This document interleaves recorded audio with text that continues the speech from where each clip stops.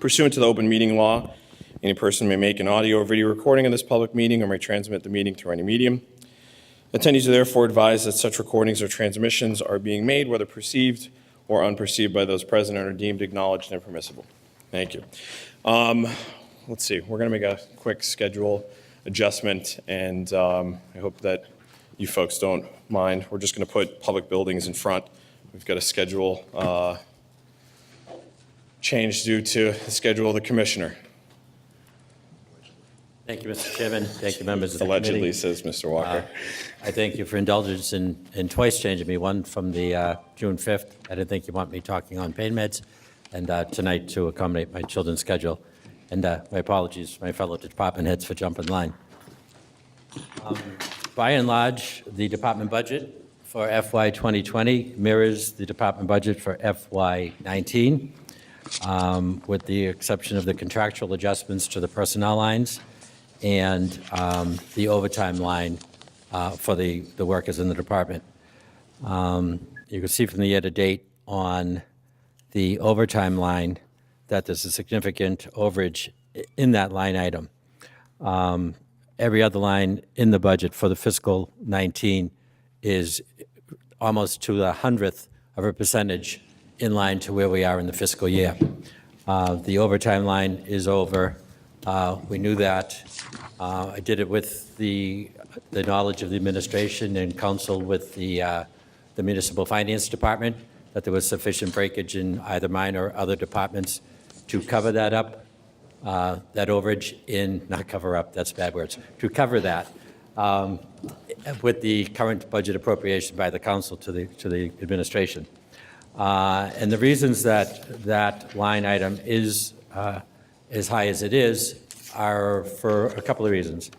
Primarily being that our in-house tradespeople, and that's who this covers, it's not the administrative staff, it is the tradespeople. They are skilled in their trades and they're excellent in their trades, and by and large they're very, very cooperative and more than willing to help us out. The council was generous through the request of the mayor to give a large CIP appropriation to the Department of Public Buildings the last round, and a good share of that monies was done, paying for materials and such through CIP and labor through our own department, because it is, quite frankly, the most convenient and the most economical labor that we have. And under Chapter 149, anything over $10,001 has to be solicited for 3 quotes, which is fine. We do it in Chapter 30B. But with the Municipal Modernization Act, they did put a requirement in there that even soliciting 3 quotes has to be advertised in the Central Register. And there's a week lead time to get to the Central Register. So to go from $10,000 to $10,001 is a 3-week delay in procuring services. So we're solving for that partially this year by putting on-call service contracts on the street, which are out to bid as we speak. But again, we utilized our in-house forces for a lot of the department contractual and maintenance lines for the labor that was done under those lines and for the CIP projects. The ask going forward to 2020 is smaller than the overage for FY19 because our ask for this tranche of CIP is much less than the last tranche of CIP. So we won't need as much labor to cover doing less work. We're going to, my understanding is, a 1-year rolling request for the CIP rather than multiple years as in the past. Thank you, Commissioner Hines. Councilor. Thank you, Chairman. Motion to approve. Motion to approve on the floor. On the motion, Councilor. I want to ask a clarifying question about the work being done with the CIP, if that's okay. Councilor Liang. Thank you, Mr. Chairman. Hey, Paul, how are you doing? I'm doing well. How are you? I'm good, thank you. So just, I appreciate that you actually explained thoroughly what happened with the overtime line, because whenever I look at these things, we can't add to the budget, but whenever things like this happen, I always want to try to catch it and see, because you did go over 136,000, but you're only asking for an increase of 60,000, which is half of essentially what you needed this last round. So I appreciate you, explaining thoroughly what that was. But just as far as what we're looking for the next year at least, right, for capital improvements that need to be done across the city, because I know we're 2 years now, 3 years into this 5-year plan, so there's going to be more work coming down the line. So at that point, I imagine every year, this line will fluctuate depending on the work being done in that fiscal year. That being said, though, since we are anticipating extensive work over a number of years, would it be more fiscally responsible to increase one of these other line items to have actual staff on hand rather than allocating for overtime? I've actually thought that along those same lines myself, Counselor. And I'm not convinced on it. I weigh towards doing that, another employee. But there are additional expenses. There's more in the benefits lines and things like that. And although our staff is very busy, in times when we don't have CIP money, some of them may be idle if we put more on. So I think in the short term, till we get through this next tranche of work and next tranche of funding and revisit that issue, I think this is the economical route. And quite honestly, at this point, the path of least resistance. We have them on and ready to go July 1. But there's something that I have myself thought of on a number of occasions.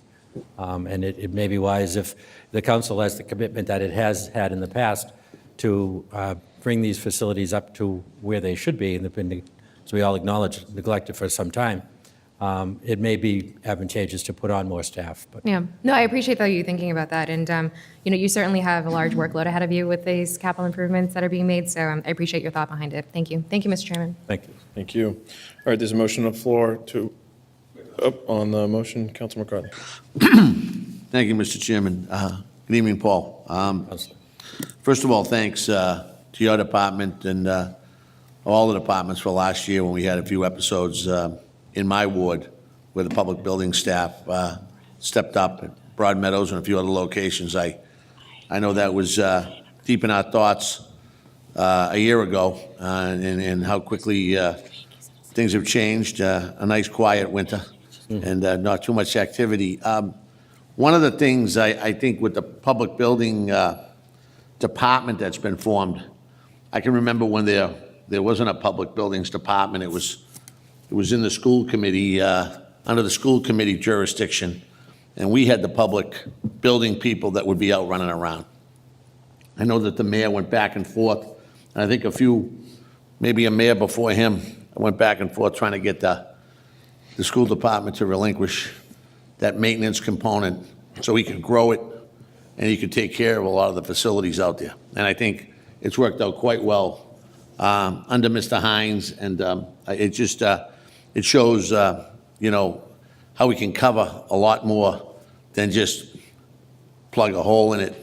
Hopefully it's okay until next budget. I think we're doing a great job out there, and it's great that we moved it away from the school system, so it became a service for the entire city. So, Right. Great job, Paul. Thank you very much.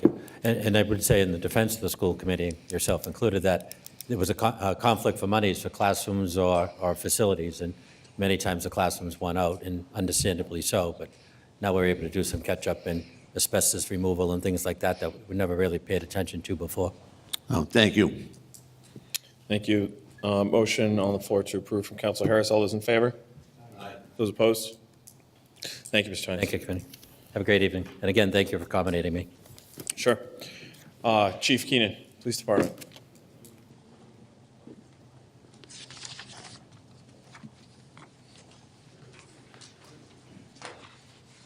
Good evening, Council President, councilors. I appreciate the opportunity to present tonight the 2020 police budget.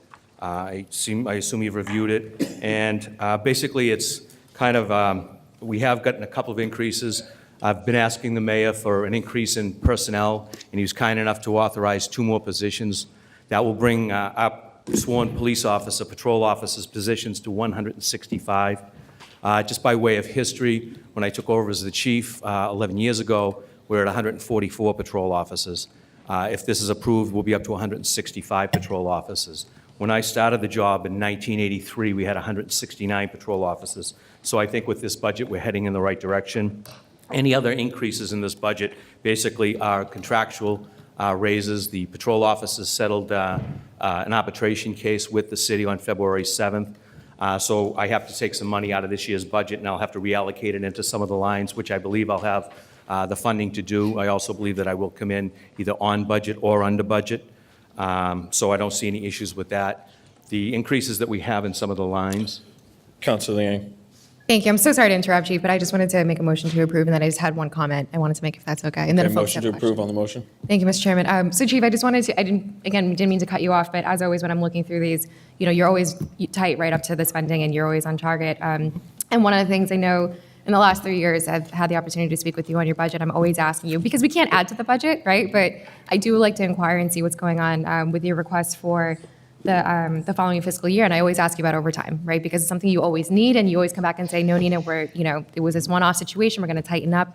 But I'm glad to see that those items actually went up a little bit here to accommodate for that. And I appreciate that you're asking for what you need, and I know that it doesn't come recklessly. And so I'm happy to see that, and I'm happy to see the work that you guys are doing with increasing the patrol officers. I mean, clearly we're growing very quickly in the city, and so you're accommodating for that as well. But again, I know that you're not doing so recklessly, because I've been asking you for 3 years. I know you need more, just ask for it, and you're doing that. So I appreciate that, and I appreciate how tight you are with your budget.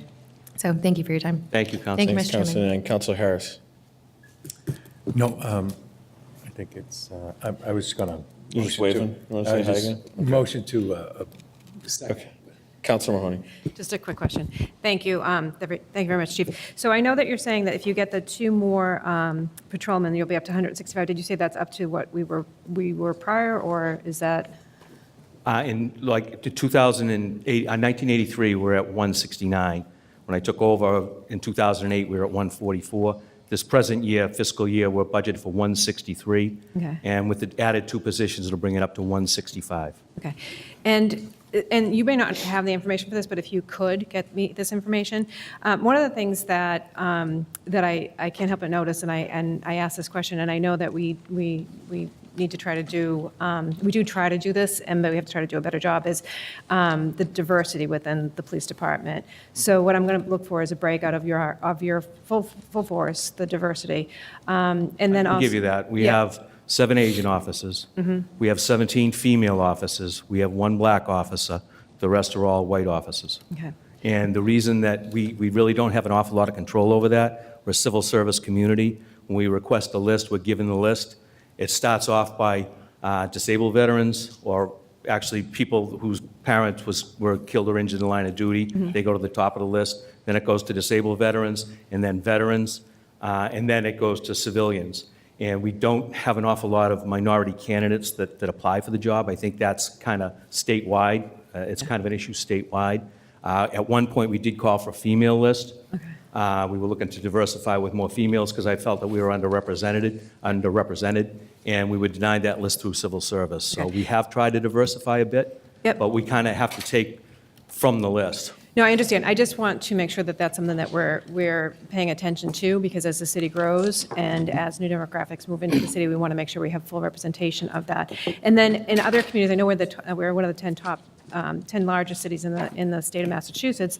In other police forces, they also have an LGBT representative. Does the Quincy Police Unit have a LGBT officer that's assigned for LGBT No, we purposes? don't at present. Is that something that, as we're growing, that would be something that might be considered? It would be considered. We actually we do have a civil rights officer. Okay. And he kind of de facto handles those situations. If there was any kind of an issue that arises, then it's assigned to him. He's a lieutenant, and he's a detective in our night detective bureau. I actually had that position when I was in that role as a night lieutenant. So he isn't a designated LGBT designee, but he would handle any kind of hate crime or anything, a bias crime or anything like that. So we do actually kind of have a person serving And the that reason why I role. bring that up is because Quincy Pride has just become a 501c3, and I think it's important that they collaborate and you collaborate with them, as we do with all of the initiatives that are here with Dove and all the other ones. But it's just important that as, again, the city grows and as the new people move in, and we just need to make sure that we're being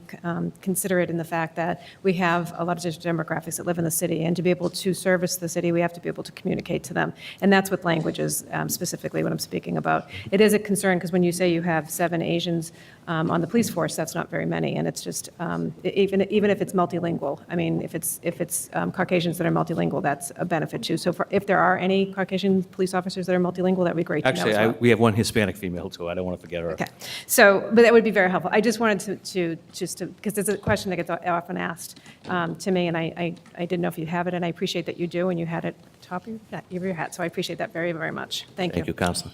Thank you, Councilor Marley. Motion on the floor to approve. All those in favor? All those opposed? Ayes have it. Thank you. Thank you once again, Counselor, for your support. And you're doing animal control?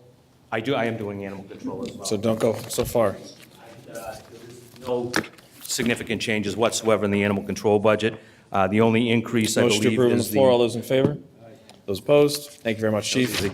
Thank you, Counselor. Have a good night. Emergency Management, Ally Slyman.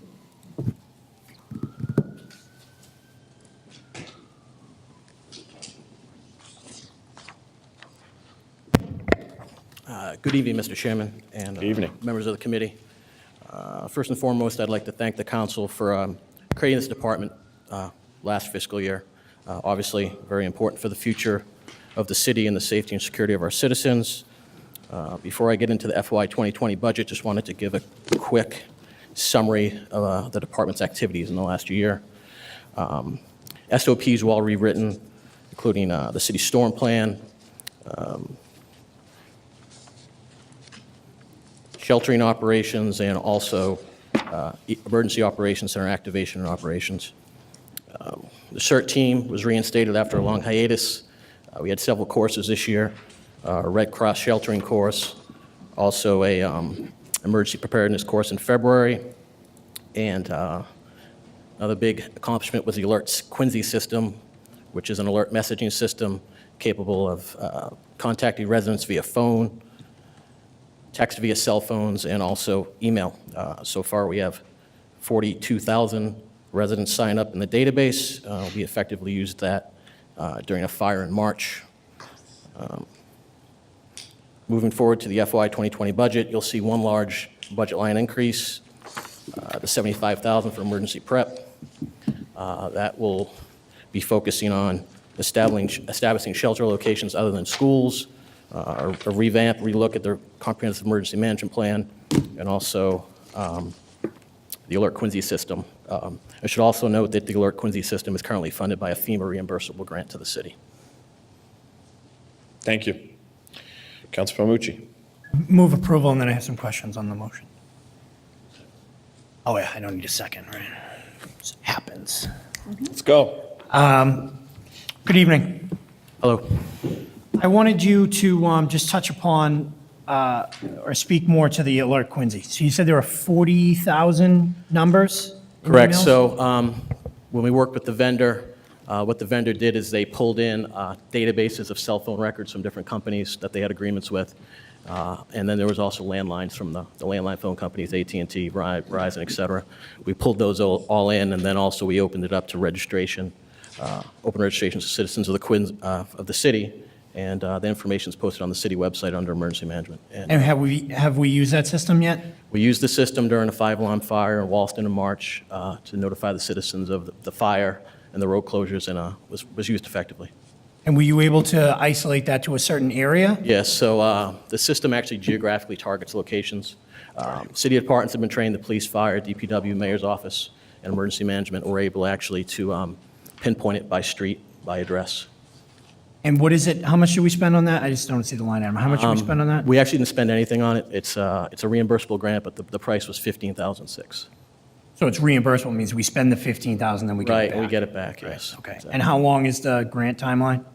It's renewable yearly. The application was preliminarily approved a few weeks ago, so it was renewed through FEMA. And would it be your recommendation that we continue to use it regardless of the reimbursement from FEMA? Absolutely, it's a very important tool for the safety and security of the citizens. This gives us the capability to also use it during snow emergencies, street closures, water main breaks. It does a number of important capabilities. And can you speak to the efforts to increase the number and the number of shelter locations that we have in the city? So the important part of the sheltering locations with the emergency prep is just the fact that right now, all of our shelter locations are schools.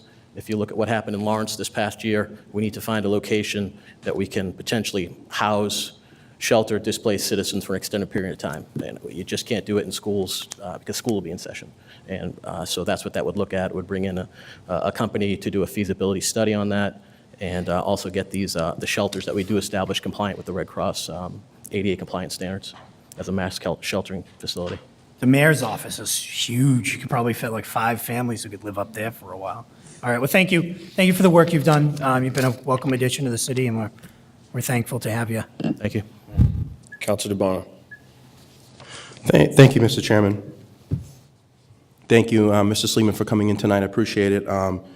Just over the course of this past year with the disasters that we had with the snowstorms and the flooding events back in March, and the mayor took action upon hiring you as a new emergency management director, and it's been a huge help for us as a body to know that we have someone out there to help out with these type of natural disasters. It obviously happened. It happened in January, and then it happened in March 2nd to March 4th. Living on Chickatawbut Road and being involved in the flooding catastrophic event that put and displaced House Neck and Adams Shore residents stuck on an island from a peninsula. So when the mayor and the administration went out to look for emergency management director, I'm happy that you're in the role because it's very helpful. We need to be proactive on issues like this. I know over this course of your tenure here as being the director, we've worked together on a lot of issues. I know I'd come forth with a resolution about the CERT, Community Emergency Response Team. I know that you've reestablished that back in October of 2018. Thank you for your help on that. I also attended both of your workshops and courses, your Red Cross sheltering course in November of 18 and your Community Emergency Preparedness course in January of 2019.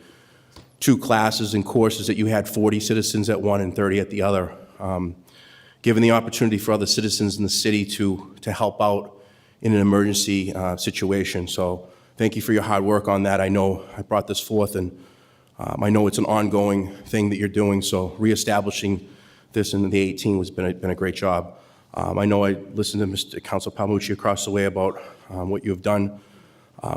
I think going through a situation that we've went through last year and making sure that we work together with Quincy Police, with Quincy Fire, with Red Cross and MEMA, FEMA, QCAP, other agencies, is real important that we have a point person to go and contact these agencies to have them ready. I know this is an ongoing effort that we're going to be doing here with each year, and I'm happy to see that you come in front of the council in the future to talk a little bit about and updating us on what and the citizens of the city could know. Sometimes I know you put it on the City of Quincy website, but sometimes not everybody knows about some of the meetings and some of the things that you can do with them. So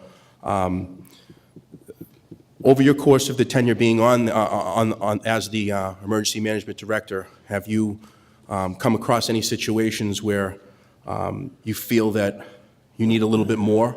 I mean, you're doing the grant writing, is that correct? Are you doing basically everything in the department? Somewhat, yes. With assistance from the mayor's office, of course. So are you doing the grant writing as well? I am. And are you, is it an ongoing grant funding?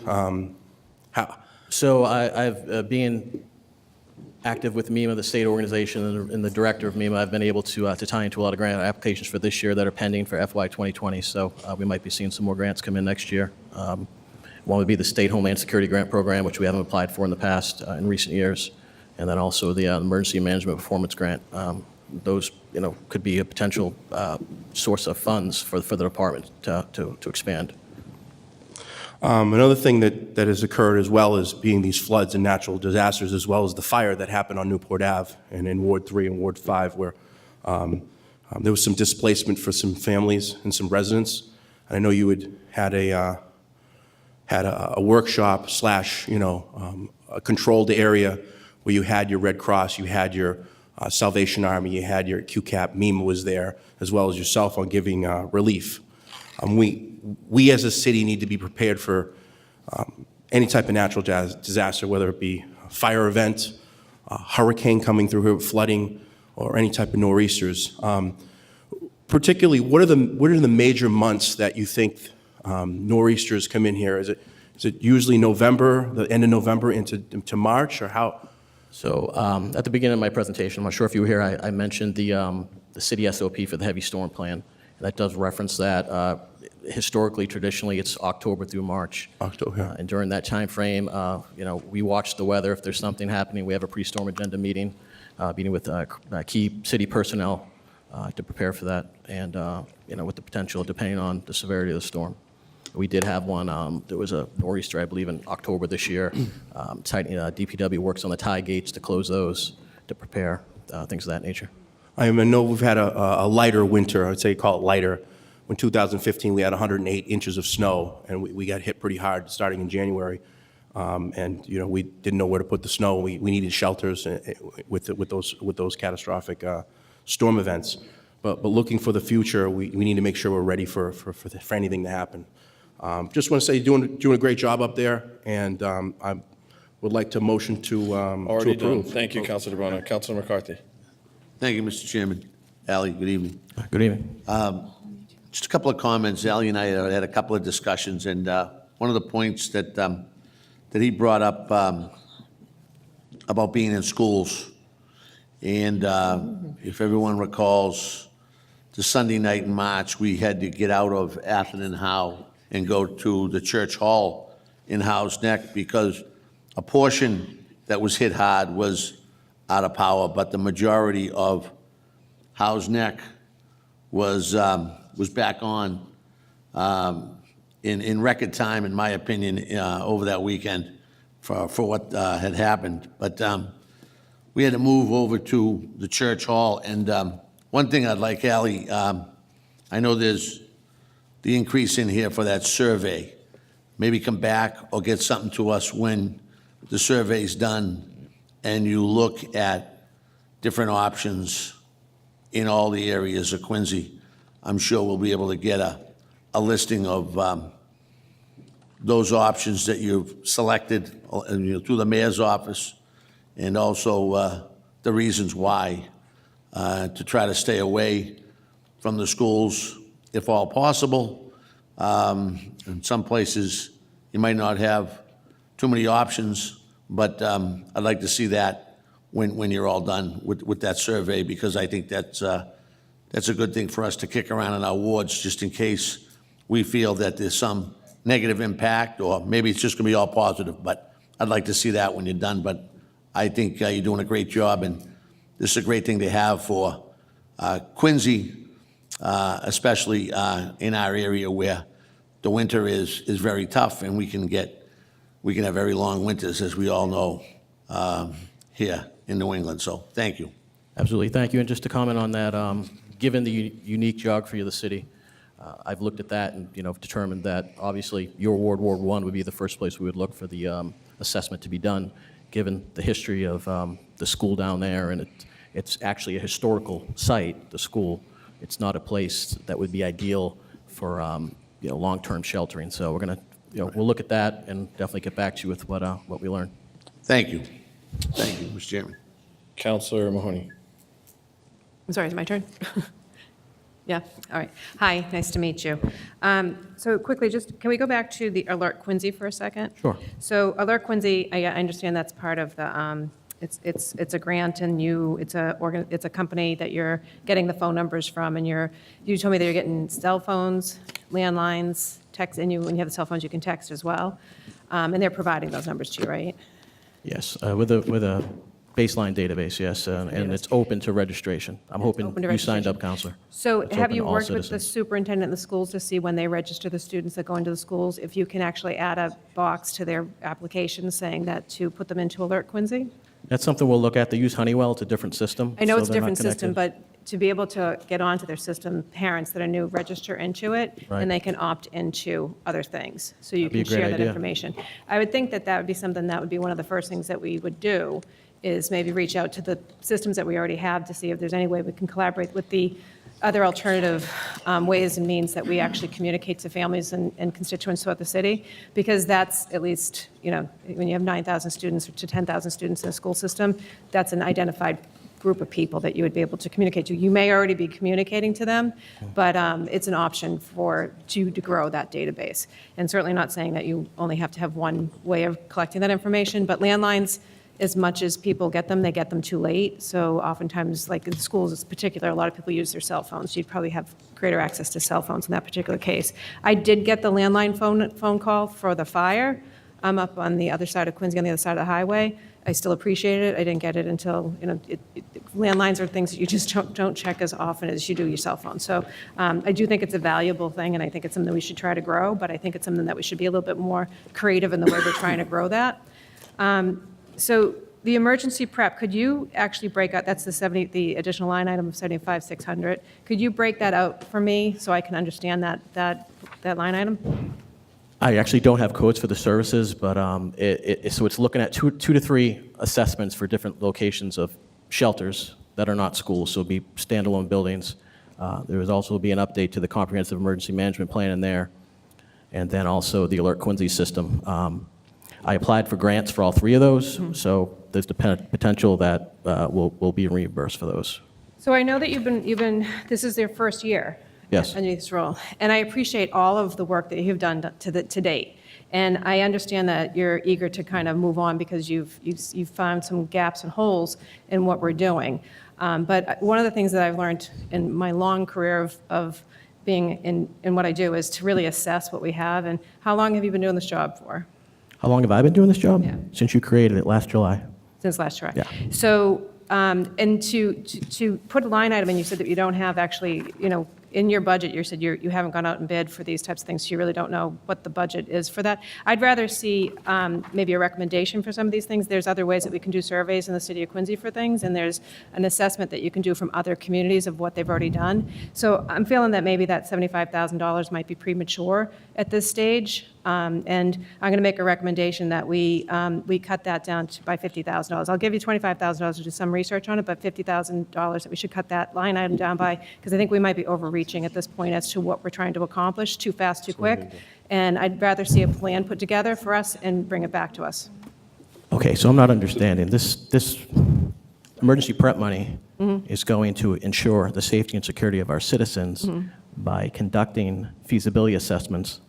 It's a contract that you're going to send out for it. No, we don't have it yet. No, So it's, there's already a motion on the floor to approve, so we can take that vote, and then, if it doesn't pass, then we can revisit your suggestion. What would be an amendment? It's an amendment to my motion.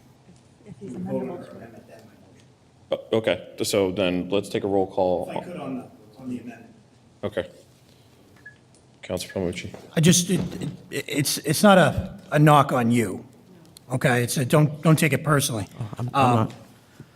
But I wouldn't frame the motion or the sentiment expressed by my colleague as being against the safety of the citizenry. So, I mean, unless you're going to tell me that you can guarantee you are going to measurably improve safety over the next 365 days till we see you next year through the use of this $75,000, the suggestion is that give the council budgets $25,000 so you can get an assessment of what you actually need. So, Okay, so let me rephrase this. Sure. That $75,000 might not all be encumbered. I've applied for FEMA grants, reimbursable grants. But if I do not have that money to work with, I'm not going to be able, the city will not be able to conduct these assessments for historically areas that are susceptible to disasters, repetitive flooding, and there's no ADA compliant or Red Cross certified shelters in those areas right now, other than schools, which we shouldn't be using. So the Director of Emergency Services doesn't know? Are you telling me you do not know currently what potential shelters there are that are Red Cross and ADA certified? Oh, I know, I know, Okay. and I'm telling you that there's none in the peninsula areas that are prone to flooding. Okay, so getting a survey for up to $75,000 to tell us that, explain to me how that changes whether or not we have them. So Mr. Walker, I think, has a clarification. Just to clarify through you, Mr. Chairman, that $75,000 is the total increase in contractual. That covers the 3 to 4 things that Mr. Sleeman has mentioned today. That's covering the subscription cost for Alert Quincy. It's covering the work necessary to update the emergency management plan for the city, and it's covering the survey for the siting or the feasibility of additional shelters in the city. So if you put a number on that, I believe the number for the Alert Quincy is about 15,000. I'm not sure what the other two numbers are. Mr. Sleeman absolutely ballparked those, where he thought we could get a contract at some point, get the quotes, get a contract, and get them ready. That's not unusual. But I just want to clarify that that $75,000 is not just for the survey. That's the increase, that's the total contractual increase that Mr. Sleeman has asked for, basically from nothing. So I just want to make that clarification. No, and I appreciate that. The $15,000 that's reimbursable. All of these are potentially reimbursable. Sure. All of them are also potentially not reimbursable, and I think the argument for including them in the budget, Counselor, is that these are things that we would do regardless of their reimbursability. Regardless, if we get a grant for Alert Quincy, we think it's a valuable program and worth the $15,000. Regardless, if we get reimbursed for these other options, we believe for the small increase in the overall bottom line that is here under the contractual, that these are absolutely worthwhile to do regardless of whether or not we get a grant. That's fine. Through you to Madam Auditor, through you, Mr. Chairman, to Madam Auditor, can you see where the $15,000 came in for the grant this year? Back into where? One moment.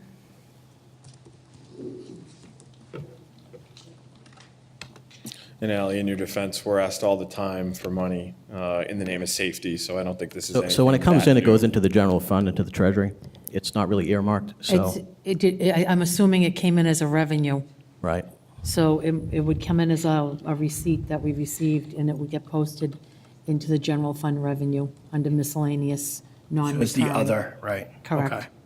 All right, so I'm fine with that. I mean, I'm okay with putting the money out. I think Alert Quincy is a fine system. We should continue to fund it regardless. I guess where I'm having some issue is the lack of specificity related to the shelter analysis.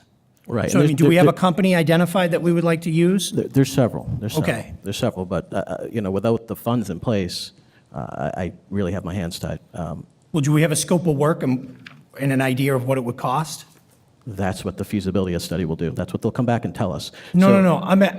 So what I'm telling you is that they're going to come in, they're going to look at this facility, and they're going to come back and say, you can use this facility as a shelter, this building, if you do A, B, C, and D. Right, but we're not going to engage their services until they tell us how much their services Right, cost. right. So do we have a scope of work and an estimate of what We the have services are? it's about 10,000 per. We're looking at 2 or 3. Why would we, you mean each one of them would charge about $10,000? Real, yes. And we're looking to choose one from 2 or 3 options? No, incorrect. So each would be about 10, they're all about $10,000 to $12,000 for this study. There's 2 to 3 we're looking at doing, along with the comprehensive emergency management plan update and also Alert Quincy. That's what encompasses a $75,000 increase for emergency prep. Just as it relates to the shelters, one company's going to conduct a survey of our emergency shelter capability. Right, correct? and that's about, one company, $35,000 potentially is what we're looking at for three sites, 2 to 3 sites. And that's, what do you mean for 2? For them to identify 2 or 3 sites? Oh, they're going to come in and do a full assessment. They'll come in, they'll look at the building, they'll look at the What do facilities. you mean by 2 or 3 sites? 2 or 3 potential shelter locations. Okay, so they'll come in and identify 2 or 3. We'll identify them for them. They will come in and conduct the assessment, the study. So we're going to pick 2 or 3 locations that we think would be good for a shelter. Then we're going to pay this company $30,000 to tell us if that's a good location or not? No, they're going to tell us what we need to do to have it compliant to be used as a shelter. Showers, shower facilities, cots, blankets, staging of equipment, food, kitchen facilities, the improvements that need to be made, et cetera. And this is, and it's all in accordance with the Red Cross certifications for a mass sheltering facility. Do we have any Red Yes, Cross certified shelters? We do. So we have 4 in the city right now, and they're all schools. Okay. We got the 2 high schools, Central Middle School, and 1 other school. So where would we be contemplating, where are the 2 or 3 that you're thinking we need a study to tell us how to upgrade them? We would look at areas that are susceptible to flooding. Peninsula areas, absolutely, for sure. So We have first somewhere place we on the look. peninsula in case you can't get off of it? Exactly. Okay. Exactly, like that has happened in the past. Okay. Okay, I think I understand you more, but I'm no more inclined to support this because I think we need some more information about what exactly the studies are going to entail for the amount. I think so we get $30,000 for the shelter study, $15,000 for the Alert Quincy. What were the other two items that this, The Comprehensive Emergency Management Plan update. and when did we first develop that comprehensive emergency plan? It goes back to civil defense, 50s, 60s. Okay, and what's the cost of that? It's about $20,000 potentially. And that's an outside vendor? who Yes. Complete that? Yes. Okay. And what's the fourth item? There's three: Alert Quincy, Comprehensive Emergency Management Plan, and the shelter assessments. Okay, so that adds up to $65,000. Okay, so for $25,000, you could, for $35,000, you could still do the Alert Quincy, which is reimbursable. So technically, you would. We're not sure. There's an application to have it reimbursed. Right, but you could always come back to the body, or you could use free cash for $15,000 if it isn't reimbursable. And then that would still leave, with the cut, that would still leave $5,000 after the comprehensive emergency plan rewrite. Okay, I'm fine with that. I'm going to support the cut. I think it makes sense at So this point. the cuts for $50,000? Okay, so there's a motion on the floor to make a cut to the line item for emergency prep 530806. Madam Clerk, please call the roll. On the roll, on the motion, Councilor DeBona. On the motion, Mr. Chairman, just real quick. I spent 3 days at Atherton House Elementary School during that storm after it, and these people were in horrific danger. They didn't know if their power was going to be turned on. Duracell battery, the truck came out there, and nobody had power for like a whole week. Like, there's a time to be conservative, and there's a time to actually invest into the residents of the city. There's two peninsulas, and in the very first storm, Squantum got hit, and in the second one, Adam Shore, parts of Marymount, and Howe's Neck were on an island. It was the fear of the people's eyes that I looked at, not knowing what's going to happen to their houses, not what's going to happen to repair it. And we're sitting up here trying to cut $50,000 worth of something that we can invest into being prepared for the next 5 to 6 months when October and November come around. And we really need this stuff to work on now with grant funding. And I just don't feel that this is an appropriate cut, to be very honest with you. I mean, there's times to be conservative. I'm very fiscally conservative, but this is not a particular area that I feel that we as a body need to be conservative. So I am fully against this cut, and I think we need this because what I saw in these people's faces, all of Howe's Neck was underwater. I walked the dike several times with these folks, bringing generators and gas generators, food, water. They were on the dike the whole time. Lieutenant Dan Mitten was on that dike just patrolling it for days, going on to C Street, and how much flooding had went over those walls, the horrific matter that I never thought Quincy, Massachusetts would ever see something like this. And when I saw it with my own eyes, and I was out there, I said, this is an area that we really need to invest in. We live on the coast. A lot of the coastal areas need to invest in this area. So I really feel that making a cut like this I think it's just, I'm not going to support it at the end of the day. I'm not going to support something like this because I feel that we need to get ahead. We're here in May. It's going to be June in a couple days. And we're going to need that 5 or 6 months to be ready for the next winter. Don't say it's not going to happen again, because it did. We had 108 inches in 2015 for snowfall. We had 2 major storms that flooding in both the peninsulas of Squantum, Howe's Neck, Adam Shore. So I lived it. I was out there with these folks, and I don't want to skimp anything like this. So I'm going to be against this cut, and I hope my other colleagues would support keeping this funding in there so this department and he could do their jobs, and we could all be in a better shape come November and October or if this happens again. So that's it for me, Mr. Chairman. Thanks, Councilor DeBona. Councilor McCarthy. Thank you, Mr. Chairman. Ally, I know you mentioned North Quincy, Quincy Central, and another location. What's the goal in regards to emergency shelters, the number of them? Is there a number that we have in our, I know that the House Neck Peninsula, the Squantum Peninsula are the hardest places to get out, but anything can happen anywhere, West Quincy, wherever, Wollaston Hill. I'm just wondering what you're targeting, if you had a number. So let me say the number of shelters is insignificant. This plan is purely based on historical activities, what Councilor Brown just mentioned. We can't, as a city, be in that situation again where we have displaced citizens without an approved shelter location to go to. And history does repeat itself. We have a short time to get ready for this. The fall storm season's coming, and it could happen again. And the Atherton House School is not an approved shelter and not a place, it's a school, and it's not a place we need to be putting people. So that's why we're looking at doing this. Did you have a number, though? Did I miss it? No. On how many, you think, No. 6, 7, 5? So we're looking at two to three potential additional locations, max. Okay, thank you. Thank you, Mr. Chairman. Thanks, Councilor McCarthy. Councilor Liang. Thank you, Mr. Chairman.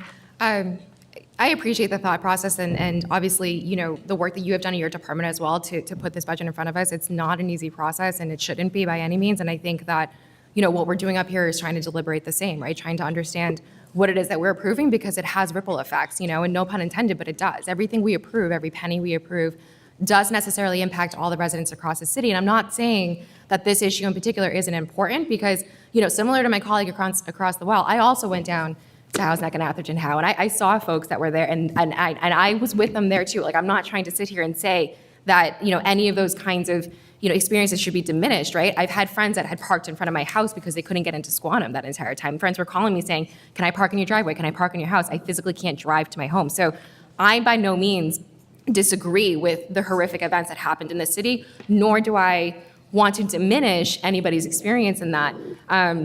As I know people are still trying to recover from that, right? And it's hugely impactful. But the thing that's in front of us this evening is a request that, again, will necessarily impact residents across the city and what their tax bill is going to look like. And we have to take seriously every single line item that we see here before us this evening. Now, when it comes to this particular request, I can understand why there's a little bit of concern with approving the full amount, not because of the work that needs to get done. The work is important and it needs to get done.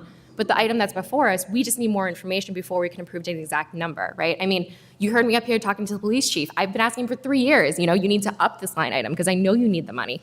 And certainly when it comes to me, when I look at these line items and I look at what was spent in the past, if the money is being spent in such a way that it needs to get spent, I'm all for it, But with this one in particular, the money isn't being allocated to a place that I can point to and say, yeah, I approved an additional $75,000 because this breakdown is what the money is going to be needed for. Now, the $15,000, you're very clear about that. It's for this emergency system. I just signed up for it. It's great. I'm excited for it. But you could point to that and I can say, of course, take the $15,000 because it's for a great system that is a necessity here across the city.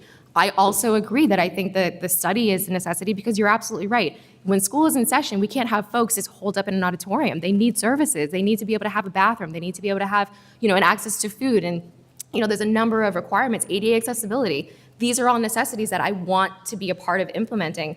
The only issue I have with it is that we don't have a hard number on that yet.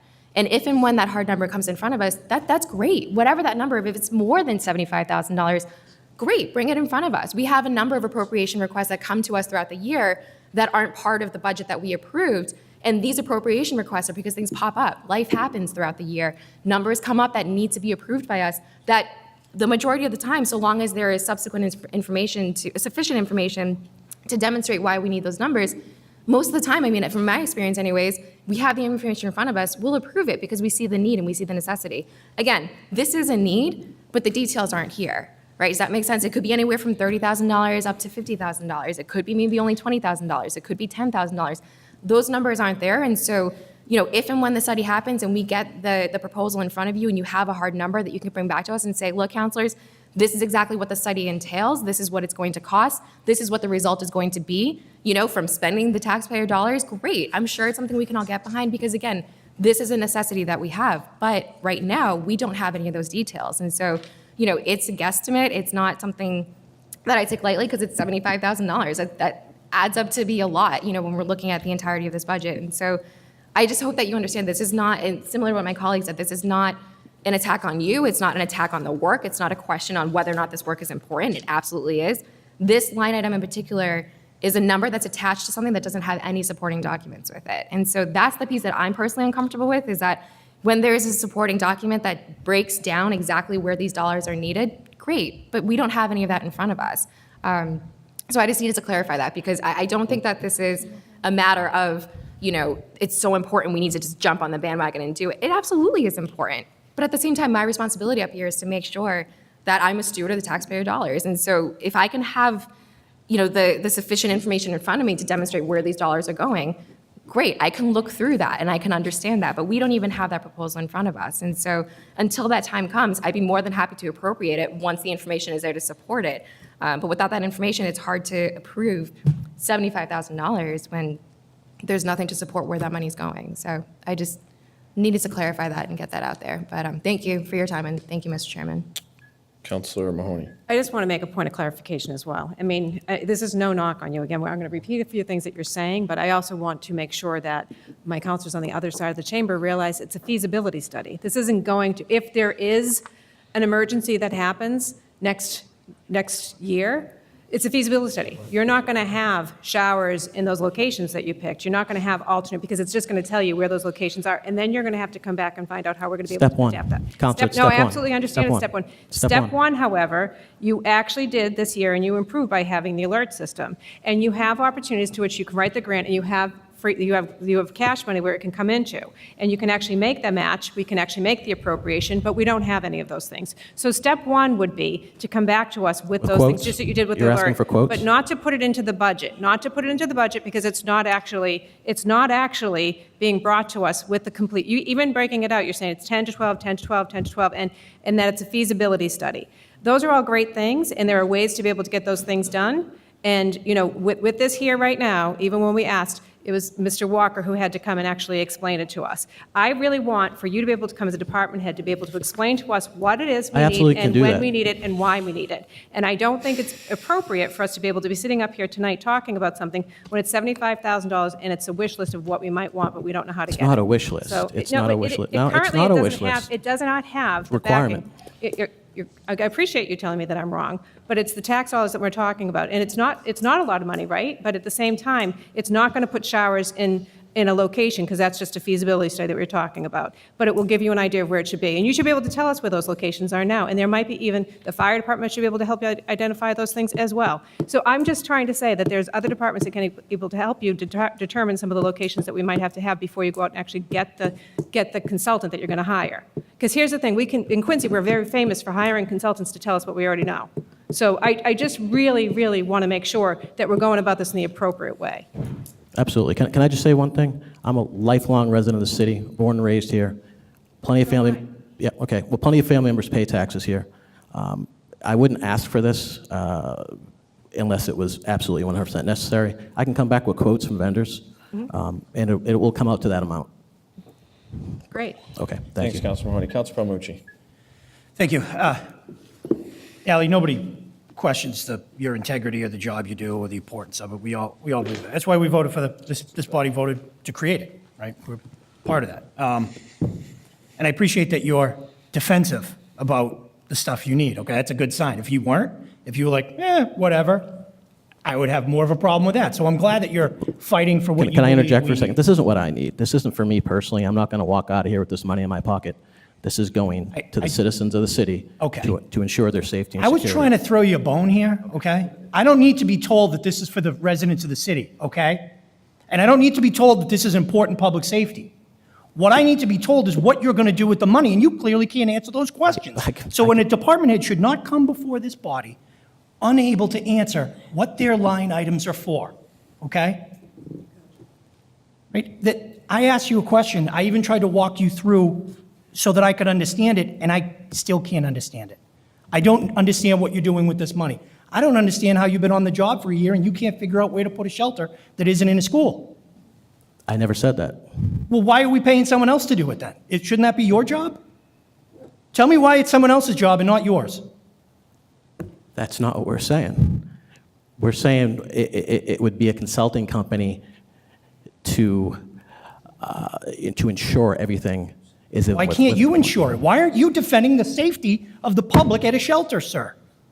Isn't that why we have you in charge of emergency management? Right, and I'm telling you right now that we do not have a compliant shelter in certain parts of the city, and that's what we're trying to fix. Right, so you can't identify that? I have. You have, okay, so why aren't we moving, why isn't this a request for $150,000 to retrofit the location that you have identified?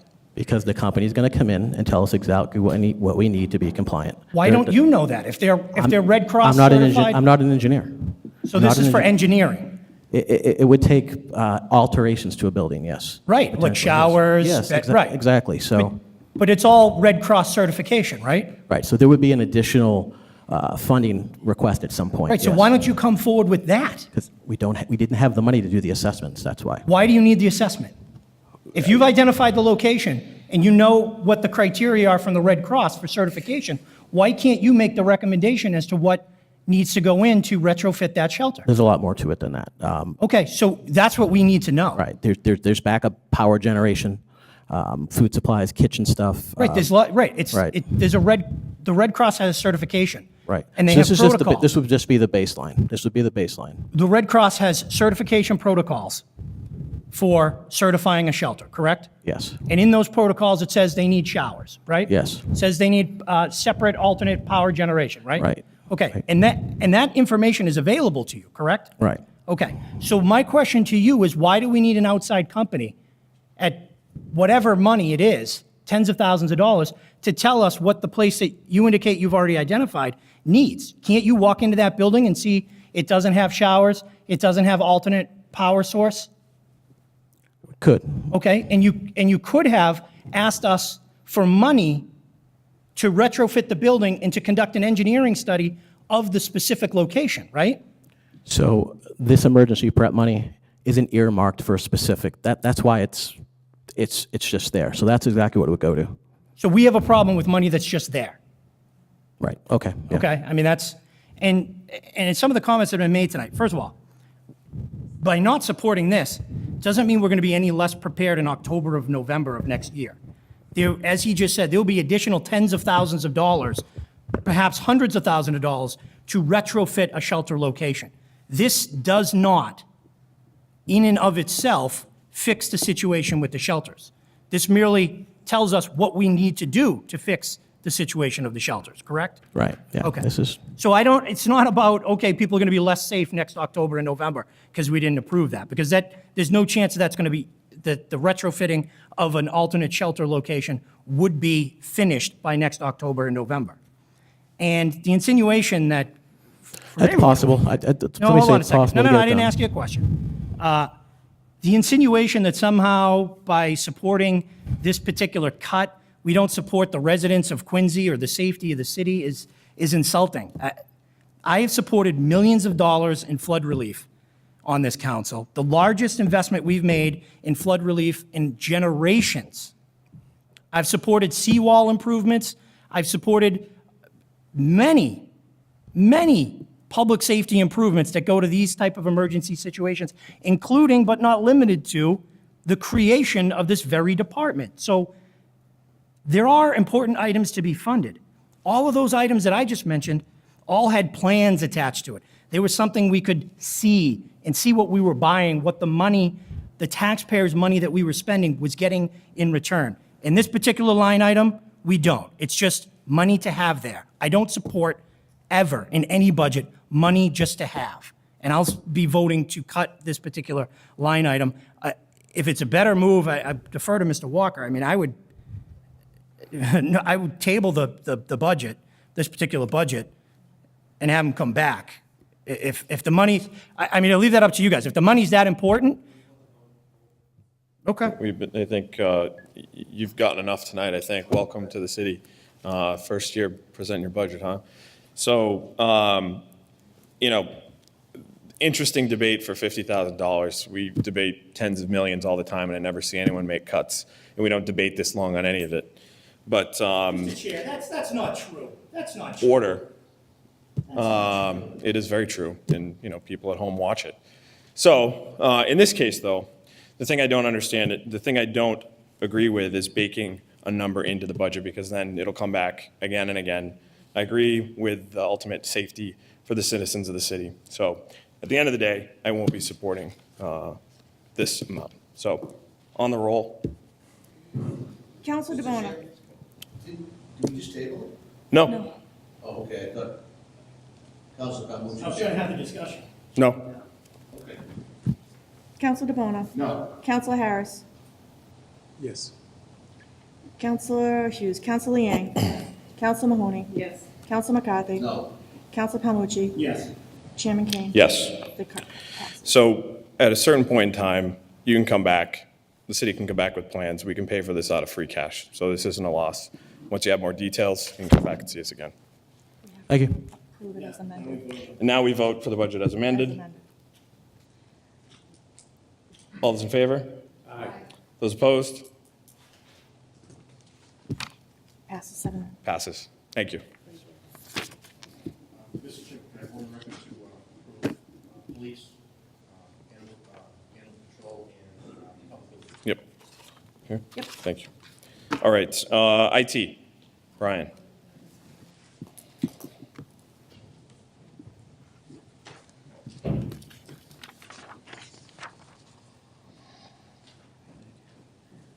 Good evening, Mr. Chairman, City Council. The IT budget is on page 24.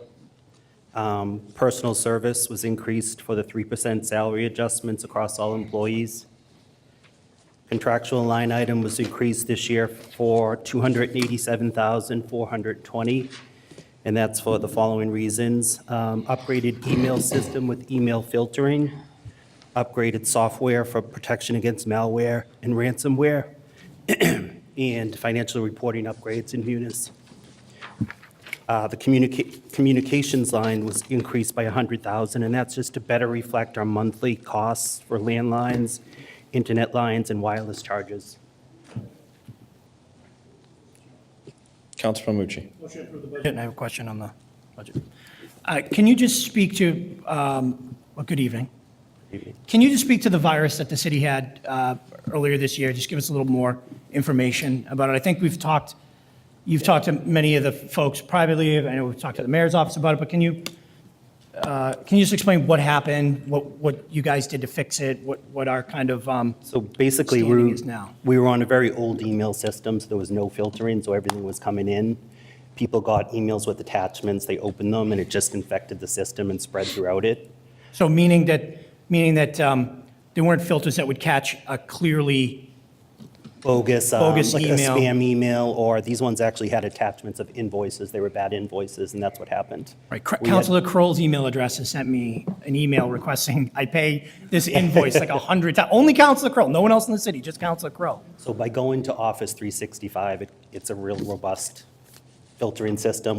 We don't get them since we've moved on to it. Plus, our Sophos was very old, so we upgraded that to Sophos Intercept, and it actually, if something did make it through the system and you clicked on it, it would say, you cannot open this attachment. Whereas So it's before, almost, many lack of a our- better word, it's like idiot-proof almost, Yeah, right? exactly. Okay. And when, we actually had to visit every PC in the city over Thanksgiving weekend, clean them, run virus scans. Some of them didn't even have antivirus software on it, so we updated it at that time. And those computers were attached to the Yeah. to the network, wow. And so it also gives us the ability, so if we see a computer that got hit with the virus, we can isolate it and take it offline. Whereas Okay. before, we had to go to that office and unplug it. So you We can can, do it remotely. okay, so that, I would imagine, seriously increases our ability to. Huge, yeah. Like we talked to Mass IT, the FBI, when this all happened, and they suggested if we had these tools, it wouldn't have happened, Really? Okay. And so where do you think this puts us on the spectrum of protection? I know some of these, I'm blanking on the town or city that's going through it right now, but they have the, Brockton was going through it too. right, Brockton, they lock the files, right? Yeah, and it Whatever. was a similar thing. They were just behind an antivirus and So in terms of that, because that's hit a lot of cities across the country, in terms of that particular threat, where do we stand in terms of our vulnerability to that? We're in a very good And don't place. answer me if it's very vulnerable, okay? No, we're in a Don't good say place that. now because Sophos is always changing. It's always picking up new viruses, so it's always learning something. So in your opinion, we're in a good place in terms of Yeah. for outside One of the threats? things we're looking at for next year, like in CIP, is to go virtual, which would help us that much more. Okay, all right, great. We'll keep up the good work. Thank you very much. Thank you. There's a motion on the floor to approve. Counselor Liang. Good evening, Ryan, how are you? Good evening. I just have a question for you and again, we can't ever add to any line items, so this is more just, trying to figure out what to look for even for this coming fiscal year. But in overtime, I noticed that you had gone over, but for this year, I think you barely asked for an increase in that line item. Can you just explain, first of all, why there was so much in overtime? And then second, is that something that we're anticipating for this coming year, the kind of work behind it, or? With the virus, we worked literally Wednesday, all through Thanksgiving, all the way through Sunday, everyone in the office, so that pretty much took up a lot of it. So we don't anticipate that. I have to add stuff to that before the end of the year just to make it. Okay, thank you. Thank you, Mr. Chairman. Counselor Liang. Counselor Mahoney. Just a quick question, because you went over it quickly. In the communication, it's okay. In the communication line, you went up $100,000, and I noticed that you are at 99% at your communication. I guess there could be a question to Susan, too, if we're encumbered for any more from now to the end of the year for communication? The communication line, it looks like we're at 99.9%, so I'm just looking to see if we're encumbered for any more for the end of the year for communication. I am doing a memo for the Yeah. last two wireless bills, which is Okay. about 32,000. 32,000? Okay. So could you explain what is in the communication line, just so I can understand? Our landlines, our internet lines, and wireless. 3 different vendors. So the reason why I asked that is because in other departments, when they label it communication, it's really communication to the public, it's Yeah, no, this PR, is it's press. strictly, it's like everyone's wireless phones for the city, Yeah, internet lines and landlines. yeah. We might want to break that out as a different, I know it goes into a communication line, but just for Okay. the parentheses, just let us know what that is, because that's a big question. And that's fine, that's what I just wanted to understand. Thank you. Okay, there's a motion on the floor to approve. All those in favor? Those opposed? Thank you very much, Brian. Have a good night. Next, Veteran Services, George Nicholson.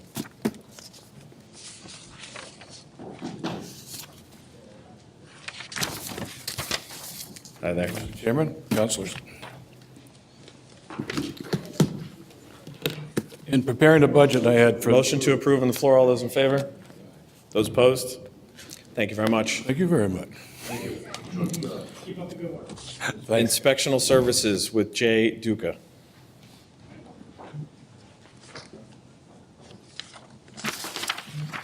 Mr. Chair, good evening, councilors. Jay Duker, Director of Inspectional Services. Brief summary, we have 7 departments: building, plumbing and gas, wiring department, code enforcement, weights and measures, a Conservation Commission, ZBA. We collectively issue over 8,000 permits. We answer over 1,000 complaints. We do yearly inspections of bars and restaurants, schools, nursing homes, lodging homes, and we provide inspection services for over 3,000 construction projects. I'll be happy to answer any questions. Counselor DeBona. Thank you, Mr. Chairman. Jay, good to see you tonight. Thank you. Same here. The thing I always talk about is how we doing with the blighted properties. Are we down this year? Are we up? How are we doing with some of the houses out there? We've made some good headway. Last year at this time, we had about 30 blighted properties. We have between 15 and 20, depending on the severity of it, but no more than 20 properties. Okay, so And we're it's down. always in flux. Sure. And that's counting the 3 properties that had the fire on Newport Ave. Now, most of these, with the blighted properties, are they estate houses where they've been passed over to relatives and they just can't get to consensus on how to sell it, or is that? Yep. Typically, we have about 7 houses that have had a fire that are in the process of, one way or another, working it out with the insurance company. But the other ones are all, it's a probate issue, death in the family. Nobody's stepping up to the plate to assume ownership and take control of the maintenance. I know there was a few in, obviously, House Neck, and I know there was one on Faxon Park Road, right across from the Faxon, and then there was one down in Squantum, and I know your department has done a real good job with just trying to get in touch with some of the relatives that are in these estates or probates or whatever it is, and it's just good because I know a lot of neighbors complain that, you know, I can't get them to cut the grass, we can't get in contact with them, and we're going back and forth, but it's good to see the number down. I know a few years ago, you come in front of the council in general with these numbers are up a lot more than this 20 you said. So about 20? Is there a particular area that where, or it's just all over the city? Actually, pretty much all over the city, pretty evenly. How are we doing on the permitting in general? Like, have you been busy? Let's just say that. We've been very busy. It's a lot going on in the city, as you can see as you drive around. It's all good. A lot of construction projects in the pipeline this year, North Quincy T Station, the high-rise building across from the courthouse, obviously the downtown. So things are on the move, going pretty good. Okay. That's just really, I just wanted to see an update on the blights, because I know that's always an issue with residents. Thank you, Mr. Chairman. Thank you, Counselor. Motion to approve on the floor. All those in favor? Aye. Those opposed? Thank you. Thank you. Thanks, Jay. Tom Clasby, Council on Aging.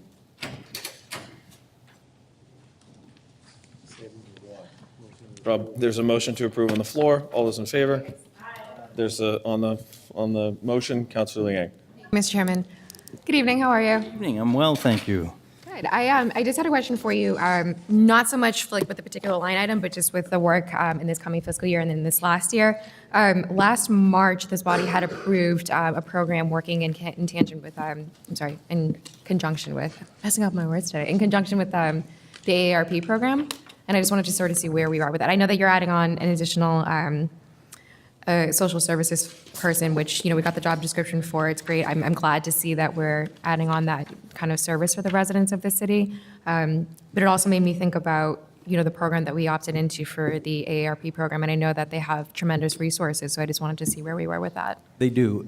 It's extensive. I had a meeting with Salem a few months ago. We've put out a survey. We're compiling that survey now. Excuse me. I expect that this person will actually be able to help with that also, because they'll be a full-time person. So I don't know if that answers your question, or... Do we have a timeline for any work that might be implemented, once you sort of collaborate with AARP to figure out what the services are? Yeah, they're beginning the grant process in the fall, so... What was that? They will be beginning the grant process in the fall. So when we get those Oh, that's surveys great. back, Okay. and some of them are coming back, then we'll look into where, we need to apply for a grant. I expect it probably will have something to do with transportation. My 22 years' experience, it's transportation always, actually nationwide, transportation comes in 1, 2, or 3 when you do a needs assessment. And we're way ahead of the game in most cities, but there's always need. That's great. I'm so happy to hear that we're making progress with that, and particularly because of, again, not only do they have a wealth of information that I think we can use, to implement services in the city, but obviously, with funding purposes too. I think we should, completely take advantage of that. So I'm happy to hear that you're We moving do. in that It's direction. about a 400-page document to go through, so we're working our way through it, but it's great. it's... Thank you for the update. I appreciate You it. bet. You Thank you, Mr. Chairman. Budget's approved. I'd like to go on the record for the Jay Duca's budget that he presented Jay? for this one. Yes. Thank you. Thank you. Thank you, Tom. You're welcome. T-Pal. Your pal and mine, T-Pal. That's a new one. Good evening. Thank you for the opportunity to present our budget this year. One of the things that you've probably noticed as you've looked through it is that we have gone through an effort to more accurately, I think, describe our accounts in a far different way than we've done in the past. This is something that I wanted to do last year, and I've really wanted to do throughout the year, so that our accounts look a little bit more like what you would expect the traffic department's accounts to look like. One of the items that we have done is we have further cut the street lighting line item down to $525,000, down from $625,000 last year. We're able to do that because we've officially, finally gotten National Grid to authorize our full conversion over to the LED streetlights. So we're very happy with the results of that project. We're very happy with the quality of the light that we have.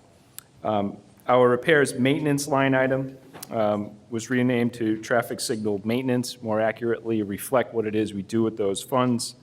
Our repairs other line item, which obviously is not descriptive of anything, those funds, that was an old account when TPAL was formed, that has become fire alarm, the fire alarm repairs maintenance, which more accurately describes what we do with those funds. Long line maintenance, some of these other items have stayed the same. Our contracted line item, which historically had included really just hiring contractors to be able to respond to various different situations that popped up throughout the city, in the middle of the night, that depend on what the issue was. Last year, if you recall, that line item was $275,000. The $200 came from savings from our street lighting account, and we were able to, with those funds, do our project over at Independence Ave at Verchild Street to make that intersection fully accessible in order so that we could open up the gate over there for the Quincy Adams station. This particular year, with those funds, we have two major projects identified, two major upgrades, I believe. Washington Street at Southern Artery is an area that is not as compliant as it ought to be. We want to be able to improve the condition of the ramping over there. We also want to be able to upgrade all of the pedestrian buttons over at that intersection to the appropriate standard. So there's an element of engineering work that needs to go into it. There's an element of construction that needs to go into it. But that's a very, very important project that we would like to tackle this year. And we would also like to address a longstanding issue as the Wollaston Station reopens relative to crossing from more or less Coffee Break Cafe at Old Colony across to the station. There's a real desire line for people to get across the street there, and what we expect out of them currently is to go either up to Newport Ave, which is very unlikely, or to go down to Greenwood, which is, again, unlikely. They want to cross the street there. We want to be able to give pedestrians something safe, something accessible, so that they can make that crossing safely. So we're in the early stages of design. We hope that we'll be able to do that work upon approval. Our parking ticket processing line item was an other purchase services line item. So as you can see throughout the course of this budget, what we really wanted to do was be far more descriptive of what we're doing. We have zeroed out our communication line item. We also zeroed out our loop repair line item. In its place, we have a connectivity upgrade and detection line item for $25,000. And we also were able to kind of reallocate some of those funds in this budget to vehicular supplies, which more accurately reflects what we typically spend to take care of our fleet of vehicles. Motion approved. On the motion, Councilor DeBona. Thank you, Mr. Chairman. Chris, how you doing? Good to see you tonight. I know in front of the police station, it used to be blue, and now it's yellow. Is there a particular reason? Is it just better to see the yellow on the ground, or? The police asked us to. Yep. Okay. They asked us to. They thought that it was a little bit more visible. I agree. I tend to agree, yep. And it looks a little bit, I think it catches the eye a little bit better. The reason why I say that, I catch it even better now, because blue is kind of like, I see yellow, it's like slow down. Yep. Like the middle. But with that being said, is there any particular areas that you can do more of that yellow? I spoke about this way back when I was on the school committee with Mike Dracchio in that department in front of the school zones, in front of like the Lincoln Hancocks, on Faxon Road, Parker School. Some of the high traffic areas that people really cut through that particular street to get to where they need to get to. I feel that in front of these schools, the Parkers, the Lincoln Hancocks, Atherton House, that they could be darting around the corner, and a lot of them might not even be from the area. Is there any particular area that you could probably maybe push that into the budget, or is there? So between now and the end of this fiscal year, over at C at Darrow, we have plans to make a dramatic upgrade over there to make all of that equipment the right standard, the right buttons, better visibility, the whole 9 yards. Over at the Parker School, believe it or not, this morning, we were with Superintendent DeCristofaro and Mr. Dracchio discussing a series of ideas we have over there to make things, dramatically better. We've also identified, with Councilor Kane's help, an issue over at the Montclair School off of West Squantum Street, where we hopefully can install a new crossing from the John Street area across the street to get over toward the playground. I was going to So- tell a story about that.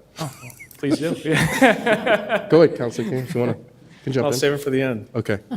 But no, to your point, Counselor, working hand in hand with the schools, recognizing that we want more kids to walk to school. Yep. But we really need to make parents believe that it's the right thing to do.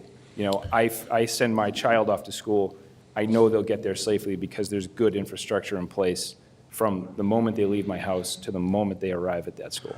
I mean, I'm still in constant contact with a lot of parents in general. I have 2 kids in the Quincy Public Schools now, so I continuously go in the particular areas, just walking around, and I have a lot of faith in our cross guards, and I have a lot of faith in our Quincy police and our kids and our parents. What I don't have a lot of faith in is some of our drivers out there. They particularly do not care. They just bomb through certain areas, and sometimes the blinking lights that go into a school zone, they don't even see it sometimes. So I'm just concerned that if we put the yellow down, they'll definitely see the yellow. I know when I'm driving straight and I see the yellow, my head kind of tilts down. So I would assume that those particular areas that you talked about would be very helpful. Oh, I think something along those lines, other treatments that make things more visible, absolutely. And there's a number of different tools in the tool belt, if you will, that we can look at. So, but without a doubt, I'd say one of our missions certainly is to work very closely with the schools to make those routes safer, no doubt. Just in general, Chris, just an overall thing. One morning I was driving to work. It was probably about 7:30. I saw you out there taking pictures in front of the Quincy Police Station on the side where the gas station was. And you were out working at 7:30 in the morning taking pictures. Were you doing a study, or were you doing a? So that was part of when we launched SureTrack at that particular intersection. We were trying to really dial in the modeling of the algorithm for that intersection. Yep. And I was out there on the phone with our people out in Pittsburgh who are helping us and our other team in Rhode Island to make sure that they understood, beyond what you can see from the cameras, which they're able to access remotely, exactly what was happening out there. So having boots on the ground, having eyes on these situations is critical. And, through our project that is, kind of winding down right now, we've really been able to, I think, achieve those desired outcomes relative to how some of those intersections operate and interact with their nearest neighbor. Just in general, I know that the complaint department is always about traffic throughout the city, and it's something that all municipalities, all towns and cities are going through the same thing. You don't think Braintree has a lot of traffic? Go over by the South Shore Plaza. I talked to the residents over there. They're like, we have a lot of traffic over here. So it's not just Quincy, and we're a lot of cut through the city. So with that being said, I mean, I know you've come into this role now, but I have to say, you're doing a really good job, Chris. Thank you. It's a difficult job that you have, the TPAL department.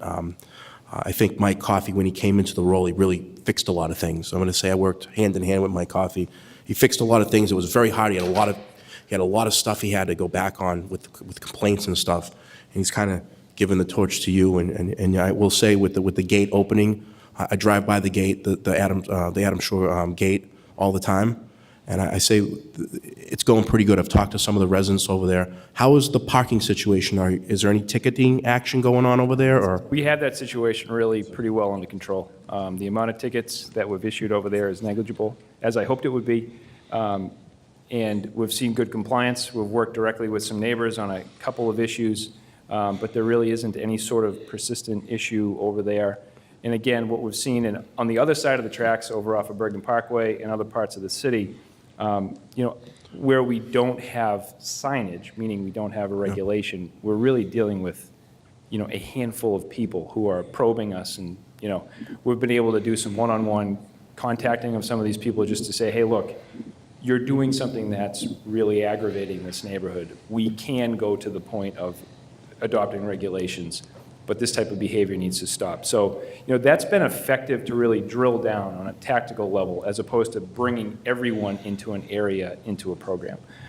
So I think overall, even despite everything that's going on in the city, the North Quincy situation, that parking coming offline and so forth, we've been able to wrap our arms around some obvious areas that we were deficient on. I know in Ward 6 with Councilor Harris, if you drove down Newbury Avenue a few months ago, near Creedon Field, you would have seen a lot of cars parked there, and you say, what's up with that? We put forth our regulations, we work with the people who live there.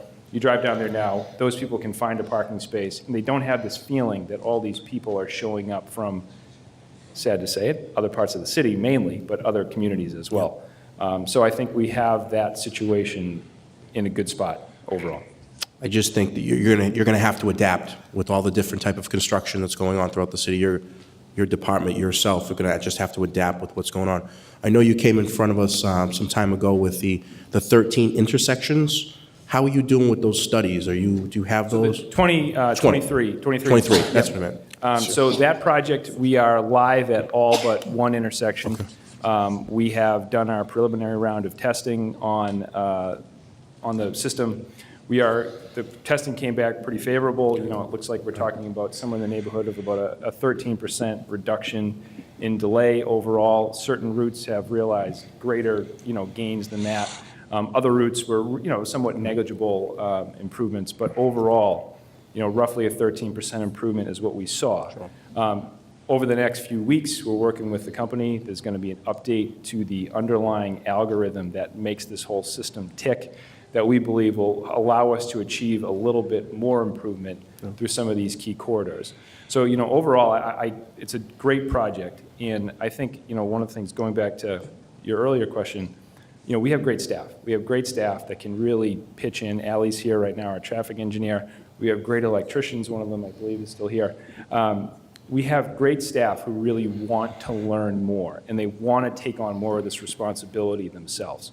So we couldn't do what we do if we didn't have staff that wanted to step up to the plate like they do. So I'm very fortunate to have a good team around me. I have to second you on Ally, the new traffic engineer. She's been, right off the rip, she said, we have to fix this intersection, and she was right into the trenches and helping out the city. So thank you. This is an evolving traffic concerns throughout the city, so we're going to tackle it the best we can. Thank you. Thank you. Councilor Yang. Thank you, Mr. Chairman. Hi, Chris. How are you doing? Good evening. Doing fine. How are you? I'm good. I have a couple of questions for you. So the first is, and I think I talk to you about this all the time, and we can't add, right? But the parking control officers, how many do we have right now? We have 6 right now. And we have 6 anticipated going into the next fiscal year, correct? Yes. Yes, we're fully staffed. So my only concern with this is I'm not going to tell you how to run your department. I've seen you, being very proactive in your work, not necessarily saying that you're physically out everywhere, but just driving around the streets of Quincy. I see things popping up and then they come down. And, to me, that just demonstrates, okay, you guys are actually implementing some suggestions from residents across the city. You're implementing suggestions based off of what you hear from folks. And then if and when it doesn't work, you're clearly keeping an eye on that. You're not just throwing signs up and saying, okay, we're done with that problem, we're moving on. Because I've seen signs come up and I've seen them come back down. And I'm like, okay, so you guys are, actually being proactive and making sure that the things you implement actually are effective and that they work. And when they don't, you address it and you move on to find another solution. So I appreciate that.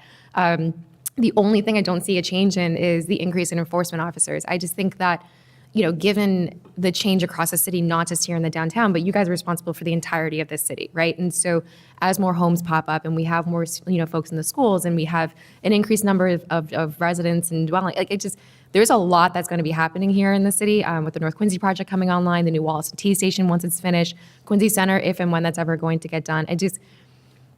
I'm not saying that we should, hire 30,000 more people. It's just, I feel like this is an area where there could be room for growth, and I think a little bit frustrated because we're not seeing action in that one area. Everywhere else, again, I physically see it when I'm driving across the city, but when it comes to parking enforcement officers, I think that's a place where implementation and enforcement is so important. But the benefit to that as well is the additional revenue that comes into the city. I mean, you guys have an estimated parking receipt offset of $600,000. But that's with 6 enforcement officers, right? And so if we up this number to be able to track more folks who are violating any parking violations, I get to see this number growing, the offset, and having a benefit to the congestion and illegal parking situation that's happening in the city. So I don't know if that's really in the form of a question. I apologize. This is one of the areas that I want to see more growth Just sort of commenting on that, going from 4 to 6 allowed us to do a number of things. One of them, obviously, it allowed us to expand our geographic territory where we're really focusing on a regular basis with any of these items. It also allows us, a guarantee that when inevitably have sick time, vacation time, et cetera, that even if we have a reduction in staff temporarily, that we're able to focus in on our core areas and get out to these other areas when we notice that something is awry. So, I think it's a good number now, but to your point, as certainly as Wollaston reopens, I feel good about our place right now to be able to, again, sort of tactically address something that someone is attempting to do. The nice part about enforcing the regulations we have, let's say around Wollaston Station, if someone shows up there at 7:30 in the morning, by the end of the day, we have 10 hours, give or take, to be able to get out there and issue a parking ticket. And then what we see is they go away.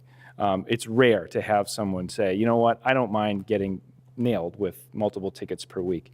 So, I think we have good flexibility, but to your point, I think as we evolve, especially as you see more, activity down here, that is an area where certainly you could work with the mayor's office to identify, the potential for additional funding. Yes, as long as we're keeping an eye on that. I know also you work closely with the police department as well to make sure that any moving violations are being addressed by their department too. So I know that this isn't a sole effort on 6 people across an entire city.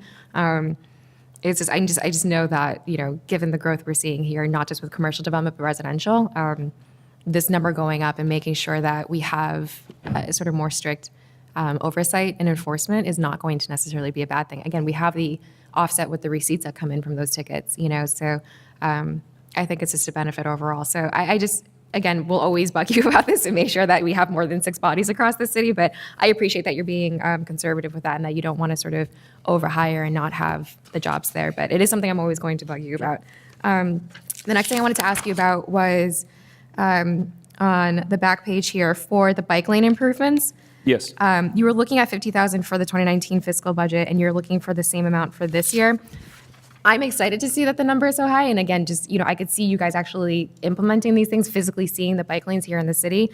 I think the only thing that I'm disappointed in and trying to get clarification on is why only 20% of that budget was used in this last year. Sure. So the I want you to use the full 50. Oh, I would absolutely. love to see more bike lanes across the city, right? I But- think when we got together with the Bike Commission last summer after this budget was passed, we talked about a number of different things.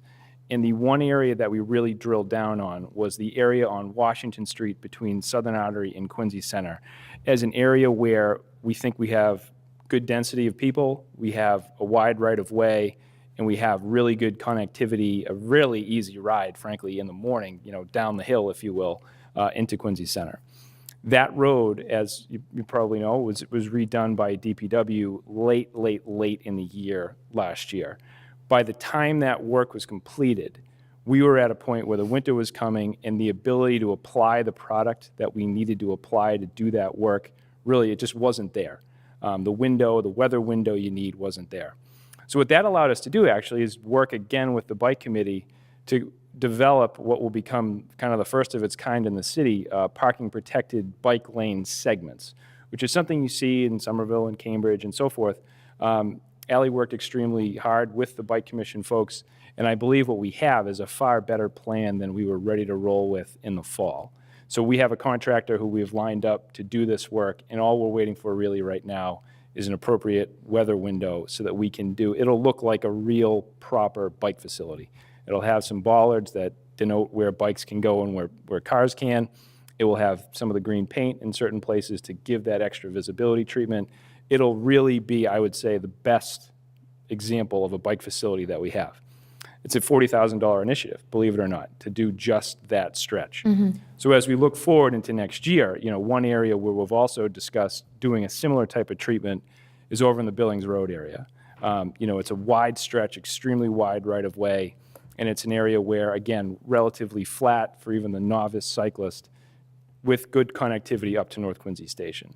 So, at the plan, as we kind of roll forward with this year, toward the latter part of this year, again, working with DPW to make sure we don't do anything that's going to be ripped up quickly, I envision us being able to do a similar treatment. And now, all of a sudden, our network of cycling infrastructure is far better than it's been, and we're connecting these larger areas to our transit stations, which, obviously is a win for everybody, I think. Yeah, no, and that's why I'm excited to see that that you have a line item specifically for bike lane improvements. I've had the opportunity to work with Quinn Cycles in the past, and they're very, very, very specific with the best painting options, the best, pavement options, and what's going to last longer. And do you get, a product now that costs a little bit more, but it lasts longer, and so over time you're not paying as much. I mean, they're very, very specific and detailed with how to implement bike lanes. But again, that's just sort of why I was a little bit disappointed to see that we didn't actually move forward with that. And so, if this is only a matter of time, I mean, do you have an estimated time for when we can expect to see now these monies used and these bike lanes being laid down? We are anticipating that we'll get a contractor. Again, these contractors are kind of suffering this year given the weather conditions that we've had. Even though the temperatures are relatively higher, the amount of rain has been high and so forth. But we anticipate as soon as we have that window, the plans are ready to go, we could see this done, by the end of June. And then as we work throughout, the year relative to Billings Road, come up with a good design over there, respectful of the people who live there, obviously, but, hopefully by the end of this year, potentially have that in place as well. So, like I said, to some extent, having the delay, I think, allowed us to have a better design. We learned a lot through that process. We work closely with Quinn Cycles. I think we'll come up with something that, our designs are getting honed, and we'll have a better product more quickly as we move forward. So I think we're in a good place with it. Okay. Yeah, no, I appreciate that you are working with Quinn Cycles on that. I just hope that you can deliver and that we can actually see these bike lanes being put down. I know they've been waiting a long time for that, and that, again, they do their due diligence when it comes to making sure that the best product is put forward. So I appreciate it. I look forward to seeing those bike lanes this summer. And if it's not done, then I'll see you at the next budget season, and we shall have words. Absolutely. But thank you for your time. I really am excited about those bike lane improvements. I appreciate that you guys are focusing on that with Quinn Cycles. Thank you, Mr. Chairman. So I'm just going to pick up on the bikes as well, just because it's just better to start there and then go to other places. So you're saying that you have a plan that you're going to put into place. You're going to encumber the rest of the money, you think, before the end of the, okay. Yes. So, and we'll see those improvements relatively soon or soon after that? Yes. Okay. Yep. I just wanted to make sure that I understood that, because sometimes you have our best laid plans and we don't make the mark. And in fiscal budgeting, you have to spend your money. Yep. And So- we're in good position. We're in good position on that. I know that the departments know how to spend the money. I just want to make sure that the things that we promise people are getting done. So I have a couple questions, and I appreciate the fact that you're trying to better, in the department, you've really taken hold of your department, and you're changing some of the labeling of how you're using the money as opposed to how it was before, making it kind of your own. And there's a lot of zeros and then, things that have been offset. So I noticed that in the street lighting, you said that, the lights are actually doing, the project's actually doing its job, and you've dropped it down to $525,000. Was that $100,000 picked up someplace else in the lines? No, really, that's a straight-up savings. So the reason why I'm asking that is because when I'm going through the whole budget, when your full budget is shown, you're actually just slightly under what you were last year, but you have a lot of different offsets, and I'm just trying to follow along with that. Meaning, your traffic parking, TPAL, your total budget for, I'm sorry, it's a little higher. I read that wrong. I was looking at the wrong number, sorry.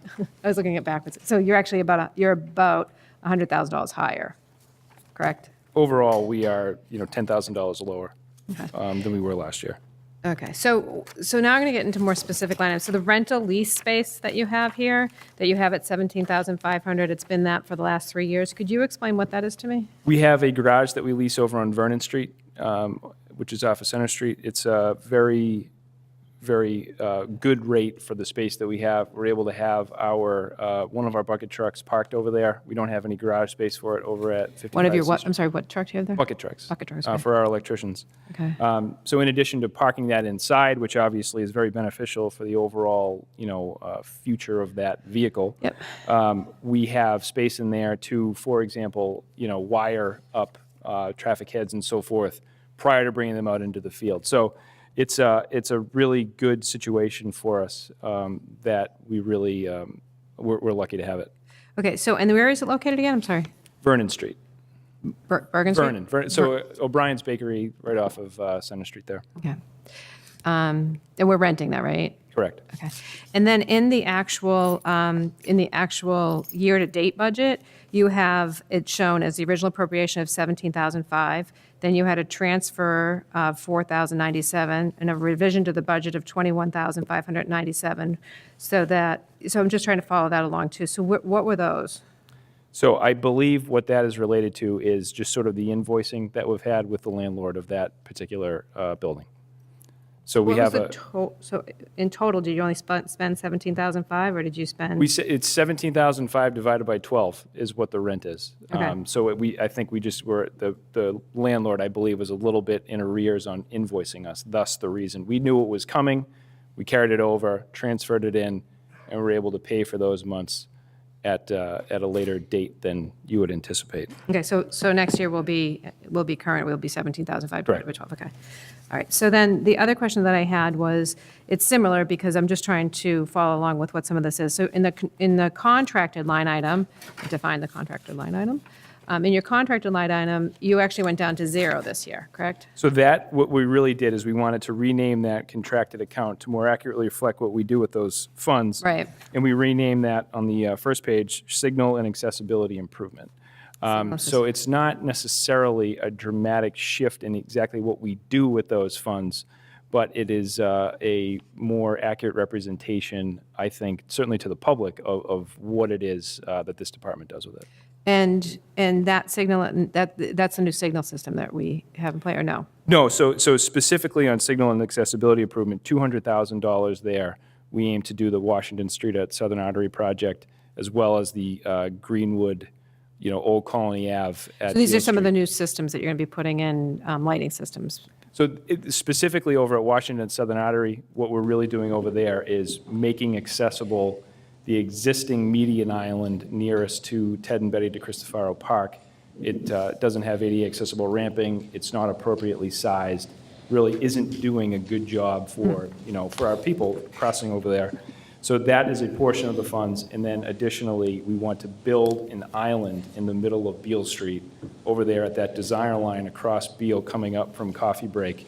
That would be fully accessible with the rectangular rapid flashing beacons, which we've seen deployed a little bit more in the city. Okay. So those are the two big projects we want to take care of with that. And you have that as 275, and then when I go to the contracted line item you have here in the budget, you have 275 that you started with, and you have a transfer of 55,000, a revised budget of 330, year-to-date expenditures.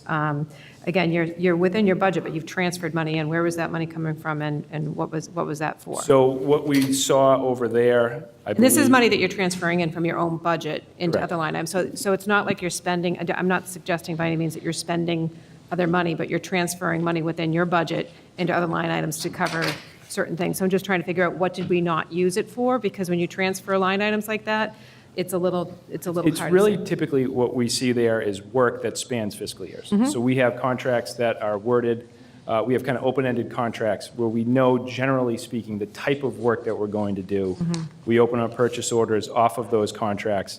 The work may start in June, but it may not finish until August. So that's sort of, Again, I understand that, Chris, but what I'm trying to follow is that that money is being revised in the budget. You're starting with a budget of 275, and you're actually expending more money within your own departmental budget. So what I'm trying to understand, and you're saying it's contractual, is it an accrual from last year that's being carried over, or is it money that's being spent from other areas that you budgeted for that you it tightened would up? be the former. So we encumbered funds for a particular project.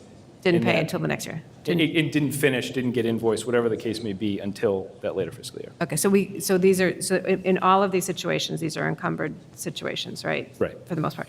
And that's what I'm trying to understand, because when we move money around and we open up budgets or change titles or move the money around, and you're having zeros here and I'm seeing other things, I'm trying to make sure that I understand how that's all working.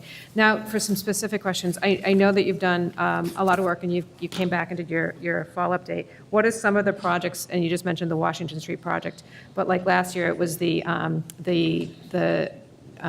corridor that we were doing the signalization for, and you were doing some of your bigger projects. I'm going to forget some of them now but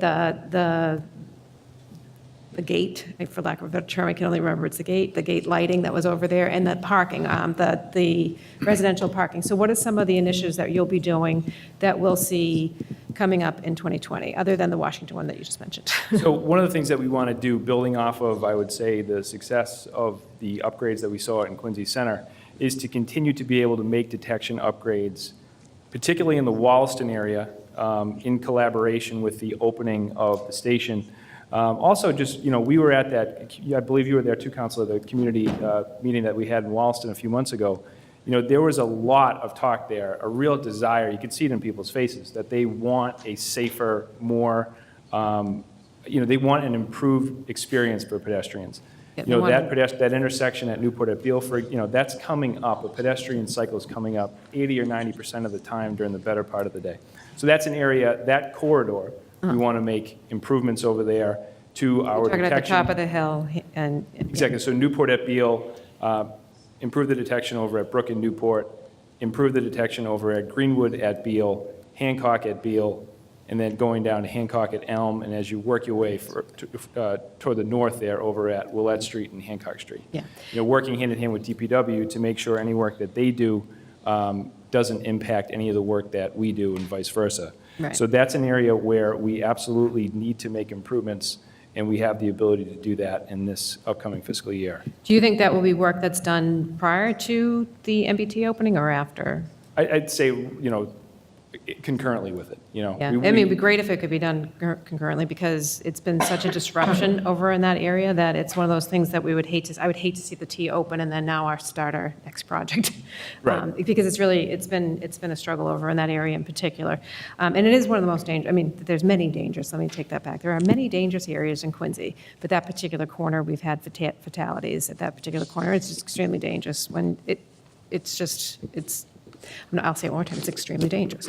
The other question that I had is, and this is just strictly when I see, and I drive around the city a lot, and I do see the crossing guards, and some of them are very challenged in the city. I applaud them for some of the areas that they have to take care of, one of which is down by, and I'm going to forget the name of the street, but it's coming, it's behind the high school. I just forgot the name of the street, and I can't believe I just forgot the name of the street. Is it Hollis? That Ave comes out to Yes. West Quantum.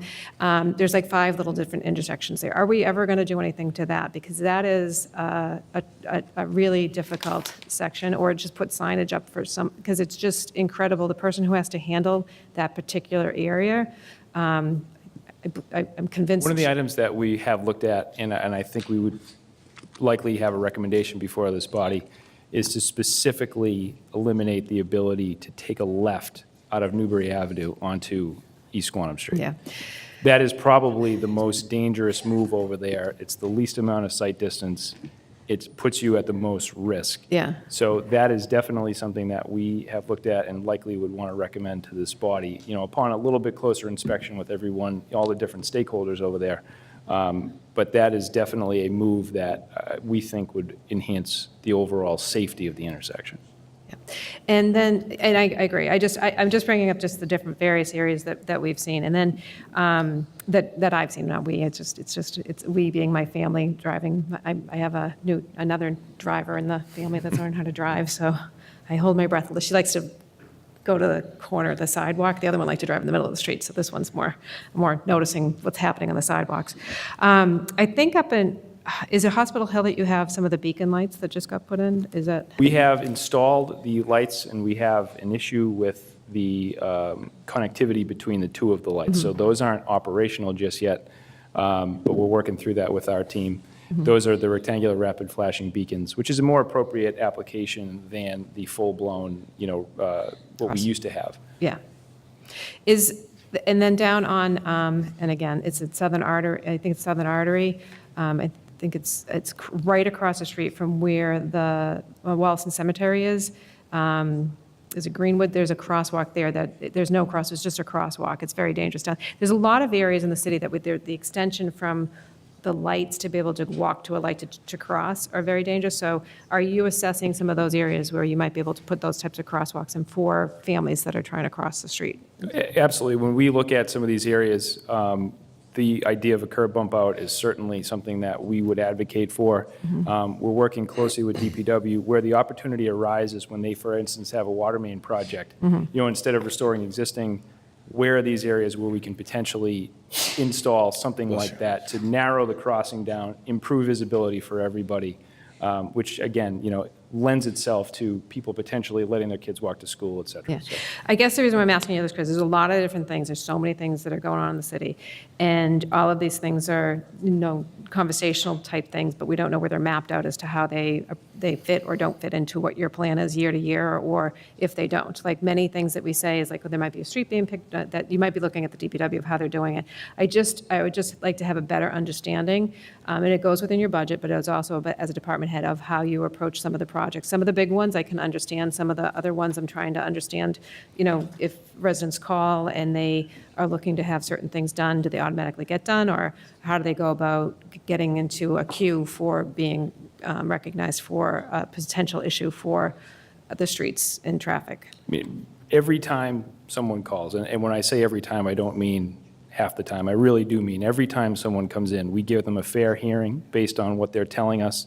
And we now have the ability with some of the equipment we've bought, but more importantly with the staff that we have, to really give it a thorough vetting as to whether or not, the idea itself of the problem, we have to define how big of a problem it is, but then we further, what would it entail? What could we do? What ought we do to potentially address the issue once we've confirmed indeed that this is a real issue? So, we have a better ability, I would say, than we've ever had relative to that, to be able to make those determinations, make those recommendations, and then work with the mayor's office, work with DPW, work with whoever it is, to find a way to construct those type of things. And finally, are the recommendations or even some of the projects that we're doing, do you share it on the website as to what the major projects that are doing, and then maybe some of the, I don't say the smaller ones, but other projects that may be getting done, so that if somebody is interested in having something done, but they're not really, just like the roads, like we're not being able to do all the roads, we can't pave all the roads, but we can't fix all the problems of traffic in the city of Quincy. Do you share that with the general public as to where we stand for certain things, when the assessment of something's going to be? I know you talk to people, but I'm talking specifically Right. about. I think an area for growth for our department certainly is to do a better job on our website, to have a better presence on there. So point well taken. Yeah. And then finally, last year you had, it's not necessarily finally, I have two last questions. So first for the residential parking. So I know that you did a great job up in Penn's Hill. I know that you put signs up probably that weekend when we had the MBTA meeting. It was more or less, we had an MBTA meeting and we were finding out it was happening in a week, so you didn't really have much time to do it there. And I know you're saying that it seems to be working out pretty well. I'm also in agreement with Councilor Liang in the sense that you have 6 people that are doing this, and then we have Wollaston that's going to be opening as well. Do we already have Wollaston as a residential permitting program that's established at this point? Wollaston is well signed outward to the west, outward to the east. I think that there are some areas, and we've looked at this, with the eye toward the station opening, of a limited expansion to make sure we're at that 10-minute, give or take, walking distance away from the station. Okay. But it's not going to be a paradigm shift for folks in that neighborhood because we already have signs, because people already have. I know you signals already and so have forth. signs, but while the MBTA is not open, are you enforcing the signs? We're not seeing people violate the restrictions over there. We aren't seeing, again, our biggest goal during the day is to prevent, in the neighborhoods anyway, to prevent MBTA parking. We aren't seeing any desire to do that right now. We are Yeah, very obviously. prepared for Yeah, no, that I mean, to happen. obviously there's not, because I don't think people are parking. There's plenty of parking at Wollaston T Station if you Yes. want to take the, so I don't think they're parking in the neighborhood. My concern is that although you're not seeing it because you're not having to pay to park at Wollaston right now, or if they're taking the bus. So the parking receipt offset, do we, and I guess this might be an auditor question, do we actually, I mean, you have it at 600,000, do we meet that mark every year, or is it more, is it less, or? I believe we're in good shape. I'd defer to the auditor on that, but we are, The parking receipt offset, I was just curious to know, like, are we more, are we less over the course of 18, 19, 20, We have a straight budget, it's an offset of 600,000, so Yeah. I'm assuming it's not exactly 600,000 every So year. the parking receipt offset, currently in the account to date, there is $699,000. For fiscal year 19, we've had receipts that have posted totaling about $328,000.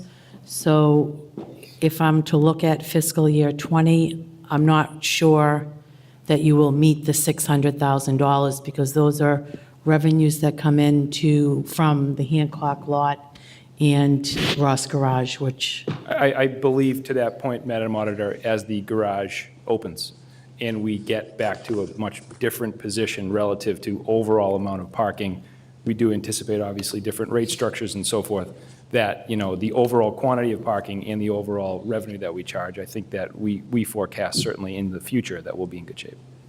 for fiscal year *20? Correct, yep. Okay. We're going to want to look closely at that, though, because you're actually saying for fiscal year 2019, we're, Currently in the account, there's a total of $699,000. okay, I'm sorry. Of that 699, some of that is from prior years, not fiscal year 2019. Okay. In fiscal year 2019, what has been posted to date is, I believe, $328,000. And as a point of clarification, I believe that the funds relative to the offset are purely related to the hourly and daily parking in the parking lots, not Correct. the parking ticket receipts. No, this has nothing to do with parking tickets. No, This is regarding the lots. It says parking receipt offset, so I was just trying to, so that's just for the parking, this is just for the parking lot. Exactly. And then what is the amount that the parking tickets have brought in? We have, and I have the report right here, through this year. Is that through your we budget have- too? Is that the money does that money go into your budget or no? No, it goes general fund. I General believe. fund, okay, general fund. We have, from July 18 through April 2019, we have received $481,000 in revenue from that. We've issued 15,377 tickets. And how many of them have been, do people protest them? How many have protested? Are those all collected? I could get you a report on that. I don't have that information. But of the in front of me. 480K, That's real collected. money, yeah. Okay. So, and you ticketed 15,377 tickets. Could you let me know, just for Absolutely. my own education, what's that?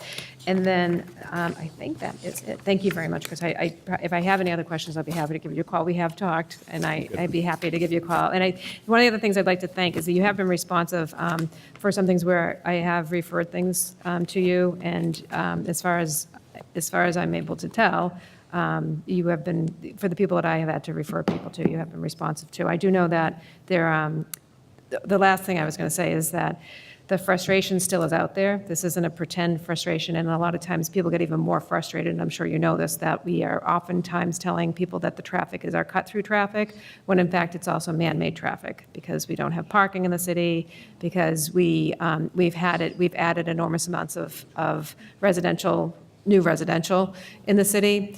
And, it's a place that people want to be, but we have to find a better way to be able to move them around. I know that you have the system in place, but still in the AM and the PM, it's very difficult to move through the city of Quincy, as we all know. But I hope that that's going to be something that, rather than seeing it on the news, we'll be able to see it play out real time here in Quincy, because it is something that, no matter how well it gets played out in the press or in PR, it is a real thing that people are living through, and it's not getting better in some areas, and I know that's something that we have to work together on, and as well as the CHPAL group, when you're reviewing new developments that are happening in Quincy, to be realistic about what those developments are going to bring for traffic, because they always say net zero traffic, and I have to believe that that's not true, and I have to believe you believe that's not true.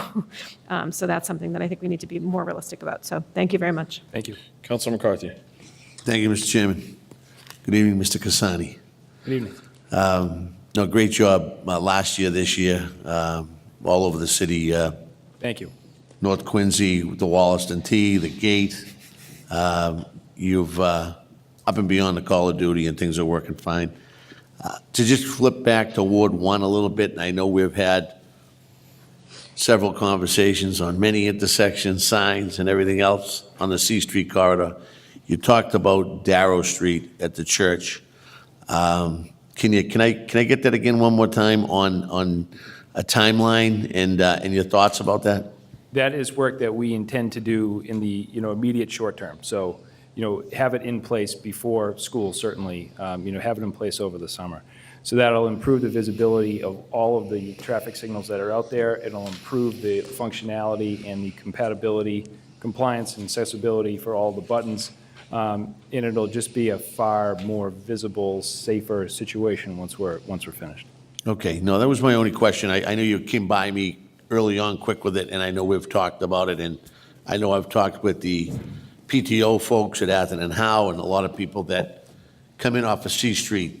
And we have that problem of, it's more or less rolling out of Darrow Street instead of coming to a complete stop. Sometimes looking to your right too much and not seeing the kids that are coming from your left. So I'm grateful you're addressing that intersection. And also, I want to thank you also for, I know Department of Transportation ran the C Street meeting the other night at the Fox and Hounds at Quincy Shore Drive, but I thought there was a lot of back and forth, but a lot of positivity that came out of that. And that's another great project that will relieve a lot of congestion coming out of Ward 1, especially in the school months when the traffic really picks up coming out of the ward and tries to make its way up Quincy Shore Drive. So I think it's an enormous improvement. There's no two ways about it. thank you. Thank you, Mr. Chairman. Thank you. Okay, I'll address just a couple things that haven't been. Adams Street from Furnaceburg Parkway to Beale. I know I brought it up with you, but that's a very important area for me. It's a nightmare in the morning. I'm a defensive driver myself when I see people creating a second lane when it's not really a second lane, and it creates chaos over there. Pardon? That second lane's actually. Well, the 2 lanes they create on the other side would be Ward 4, yeah. So let's talk about John Street. We had a nice meeting with the city's engineers and the DPW to talk about street paving and water main replacement, and a constituent approached me and said, hey, we've got a ton of people crossing from Montclair School, including kids, families, at John Street. There's no crosswalk there. That was the beginning of May. A couple weeks later, I received this beautiful multiple-page report with data and pictures, and I just want to thank Ally publicly for that. I was totally impressed by that document, and I think that there are probably many areas in government writ large that could stand to benefit from that level of professionalism. So thank you very much, and thank you for your leadership also. Absolutely. So that's going to be worked on. We talked about, let's see, the Hancock and Ross garages. So generally, just thank you very much. I know that a couple of years have been coming up to speed and running this department and making it run a little more smoothly. You guys are always responsive to me, so thank you very much to Ed Grennan, Chris Amo also, who's in the crowd tonight. And there's a motion on the floor to approve from Councilor Harris. No, not at all. I'm sorry. I thought I was going to say the nice last sweet things. Hold on. Real fast. Yep. Real fast.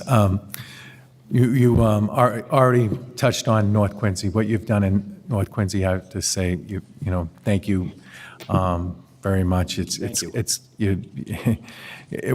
it isn't working, we change it. You keep doing that type of without change. There's an old saying: if you can't change, you can't fix anything. And I think Winston Churchill said that. So you're doing a great job. And I appreciate it.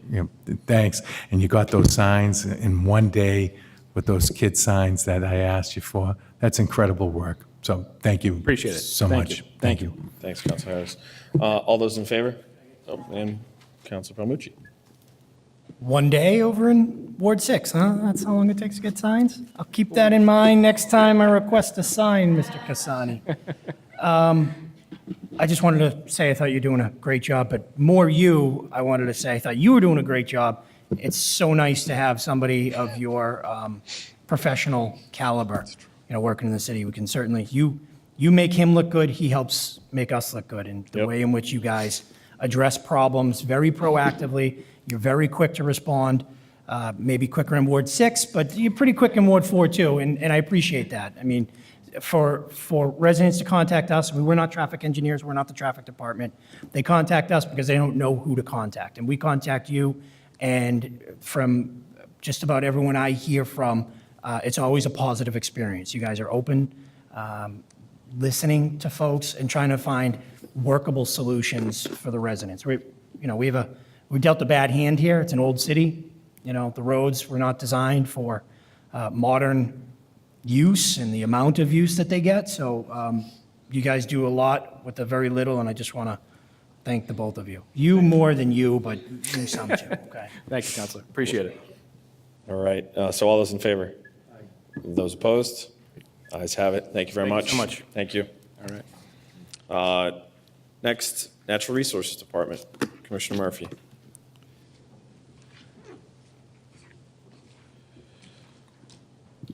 Good evening, Mr. Chairman, members of the Good council. Proud here tonight to appear as your Commissioner of Natural Resources with the Park, Forestry, Cemetery, Recreation budgets, as well as some of our conservation efforts in tonight's budget.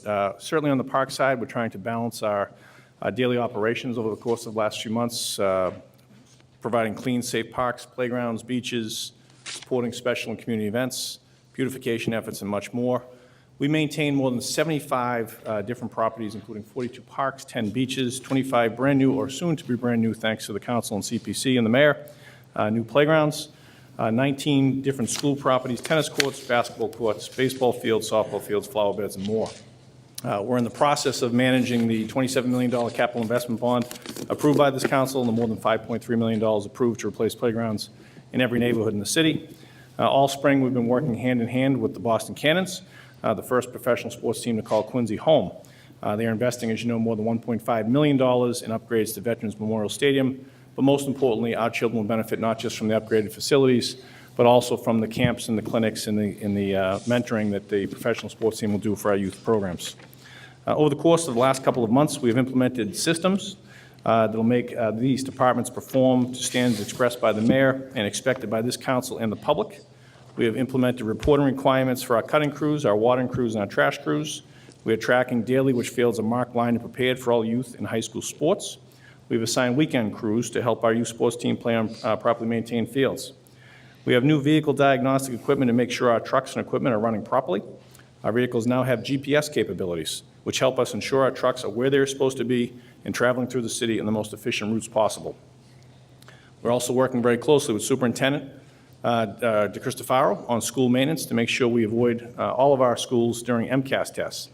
I believe we have a new era of communication that's helping us provide better service to the public whom we serve. On the forestry side, we're taking a new approach to our city street trees. At the mayor's behest, we're now in the urban forestry management program instead of the crisis response program.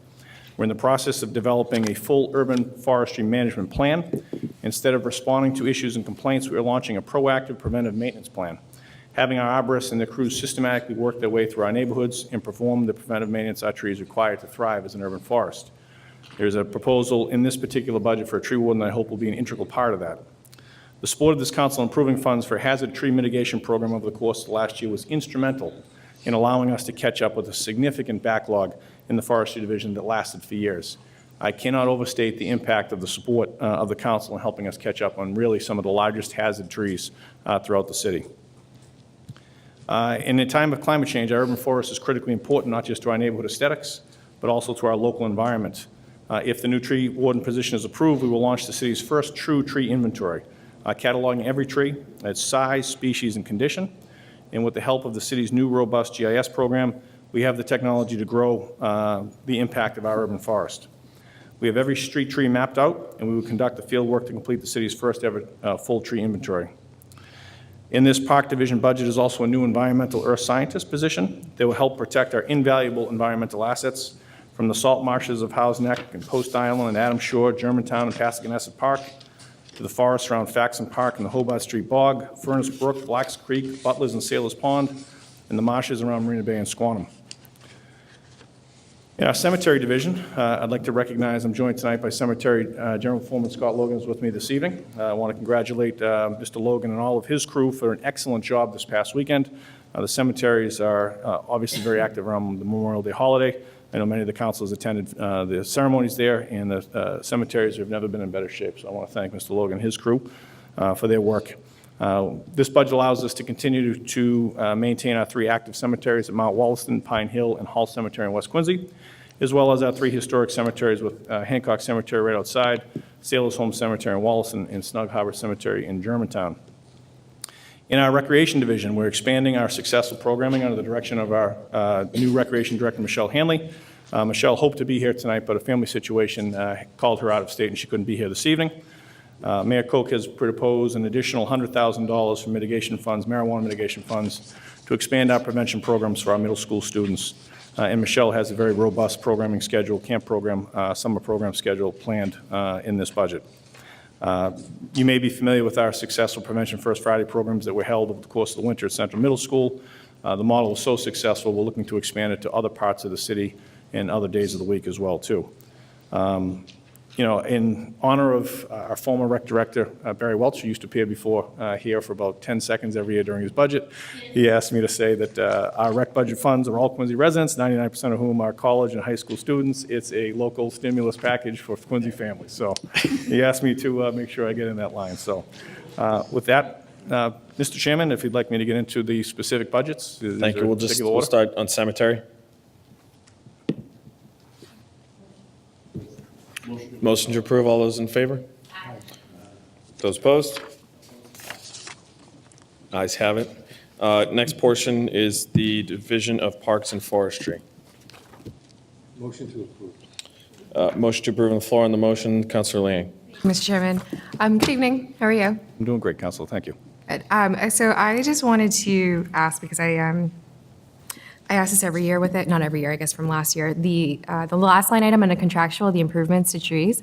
In the past, when nothing was used in this line item, it was because, honestly, frankly, the work just couldn't get done, right? I mean, we were told at the time, a line item that is used to replant trees that were taken down because they were either dead or, they were a hazard. And so I was happy to see that we were able to do that and replenish the trees around the city. Of course, when they're a hazard and when they're a danger and when they're dead, we want to make sure they're taken down. But so too do we want to make sure that, we're replacing them with the right kinds of trees. And so I see that the line item went up by $200,000 this year. I'm just trying to see if I can get clarification on why there's such a large increase here. Sure. Through you, Mr. Chairman, to Councilor Liang. We have an existing line item in the current year's budget under the capital line for $100,000. We actually have a contract out on the street right now for Leo's Landscaping that they are planting starting this week. So we'll be planting a spring planting of 125 new street trees for that spring. This $300,000 increase is in recognition of the amount of trees that we've taken down as part of that hazard tree contract. We have taken down between Bogan Tree Services and our own in-house forces probably as many trees in a single year as we've done since the Dutch elm disease hit many, many years ago. There is probably a greater need than ever to increase and double or in this case, triple our tree planting efforts, because many of these 30 and 40 and 50-year-old trees that would line our neighborhood streets have been taken down. We've had certain streets that have lost 5 or 6 of these trees just due to declining disease and being dead trees. So, I am hopeful. I'm very glad for the mayor's support in this particular area. I know it's very important to him. But I hope that this is an ongoing effort to recognize that as we take down 40 and 50-foot trees, replacing 2.5, 3-inch caliber trees, we've got to do more than a one-for-one effort in order to really maintain a decent urban forest. Yeah, no, I agree. And I think that this is one of those things that, so too, as we see an increased level of activity in addressing the long list of trees that need to be taken down, so too are you balancing it with the fact that you recognize a lot more work needs to be done with replanting these trees across the city. So I appreciate that. But, to the other end of it, right, with addressing the trees that need to be removed, last time I had a real issue with the fact that, we're so far behind in the request to remove some trees. And the other part to that is that, from my recollection of it, we had one set of funds to remove the tree and then a second set of funds and activity to remove the stump. Can you just let us know sort of what is the plan moving forward to address this now that there is this new department and, new folks that are going to be coming on? We have a tree warden here. I imagine is going to be solely responsible for making sure that this list is more up to date and no longer so far behind. I mean, obviously there is, the time in between to play catch up, right, and to come up to date with the requests that come in. But the other piece of that is also folks waiting not only for the tree to be removed, but then for the stump to be removed as well. So if you could just talk about what the new process is going to look like with this tree warden, that'd be helpful. I would be happy to, Councilor. It's an excellent question. So, frankly, the direction I got from the mayor is to get out of the list business. I think for many, many years, we got into crisis response where somebody would call our department, we'd take down the address, an arborist would go out and check it. We'd have a list that was 300 trees long that people would sit for months and months and months, sometimes longer than a year, before they'd see any action. there wasn't proper feedback and communication going back and forth between the resident making the call, so their frustration would increase. And the communication plan, it wasn't that it wasn't good, it really didn't exist. My goal with the implementation of this tree warden is to actually systematically have 2 full forestry crews. What's happened is we haven't been fully staffed in the past, so we've been pulling resources off to other duties. This past winter, with Bogan's crews out and about, we had 2 full forestry crews that we kept committed throughout the winter. We had a good winter. It was very cooperative. We didn't have a lot of snow, so the forestry crews could work pretty much throughout the entire winter. We actually added 2 what I would call trimming and raising crews, which would cut the smaller trees and raise some of the lower branches. Ideally, what this tree warden will do will allow us to take those 2 tree crews, operate them independently in a section of the city. So we know, for example, in Ward 1, we're going to be there in January and February. Ward 2, we're going to be there in March and April, and systematically go down every street with the tree warden making assessments so we can do preventive maintenance, not just on the people that call and complain or that are on a list, but actually maintaining and actually managing that urban forest instead of just reacting.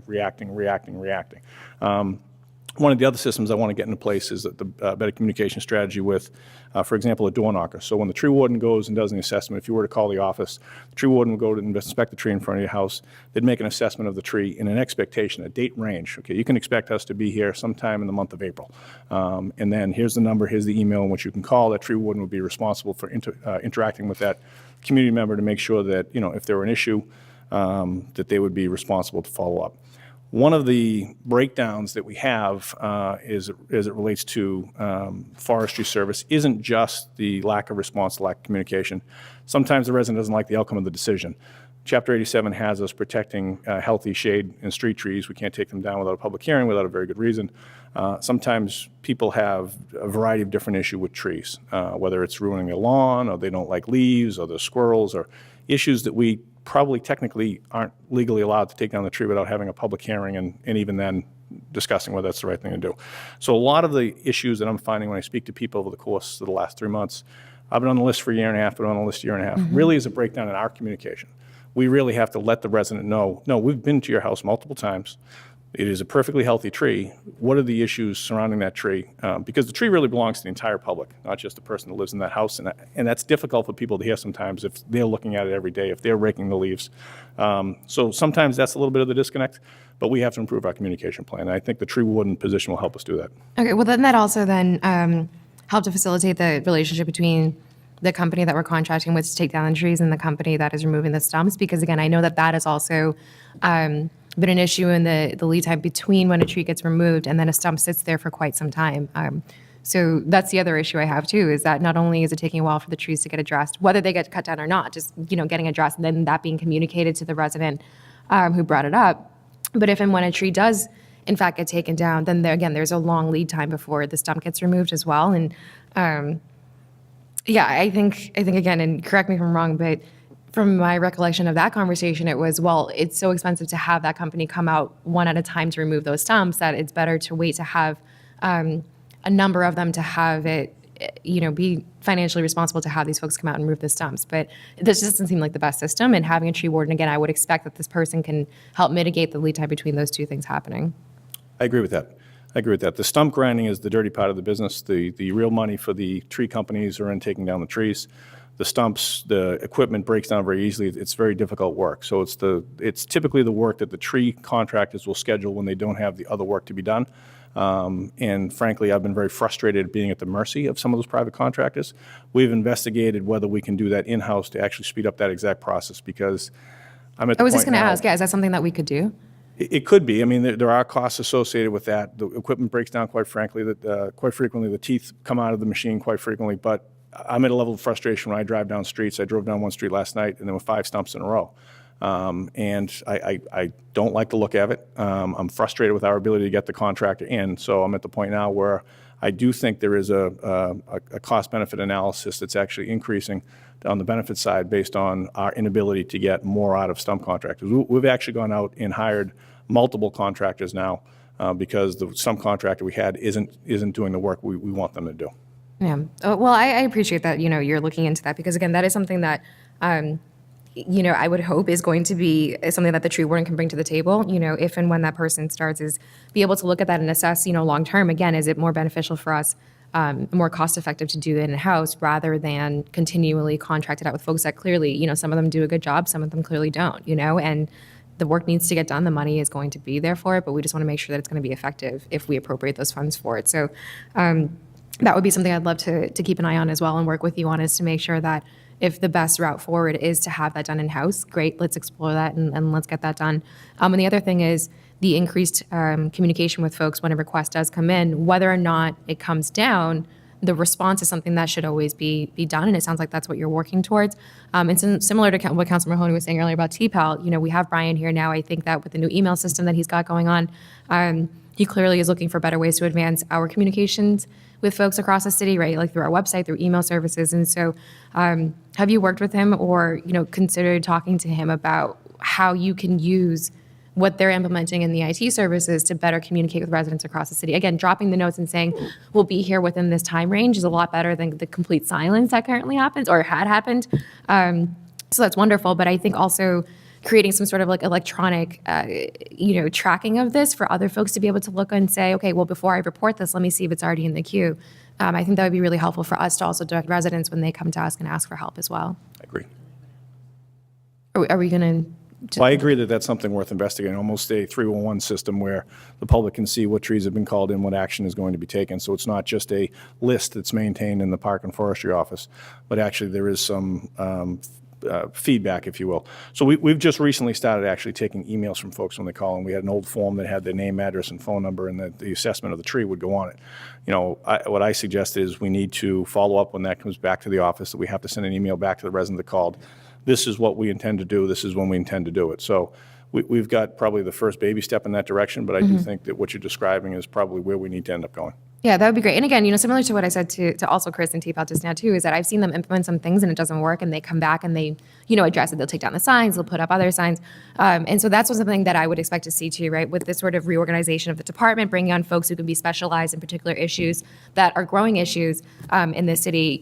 I just want to make sure that we are looking to actually implement and not let the perfect be the enemy of the good, right? And if this is something that we can do, Brian, again, is new in the IT department. He's obviously been implementing things that are more effective with the growing times we have with technology. And, with you in this department and this new tree warden, we're moving in new directions, and it's the perfect sort of time to have this kind of synergy between two new departments to really work together to better communicate with the residents. And so I appreciate that you're taking the steps to move in that direction.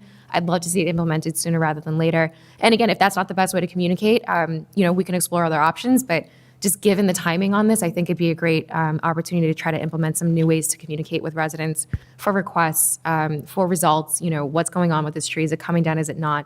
What's the reason behind it? I think that would be better in the long term too, as opposed to the individual emails, because as an at-large counselor, I might get a request that a ward counselor is probably already addressing, and so as opposed to sort of running circles, we could look at this list and see what's going on and share that with residents.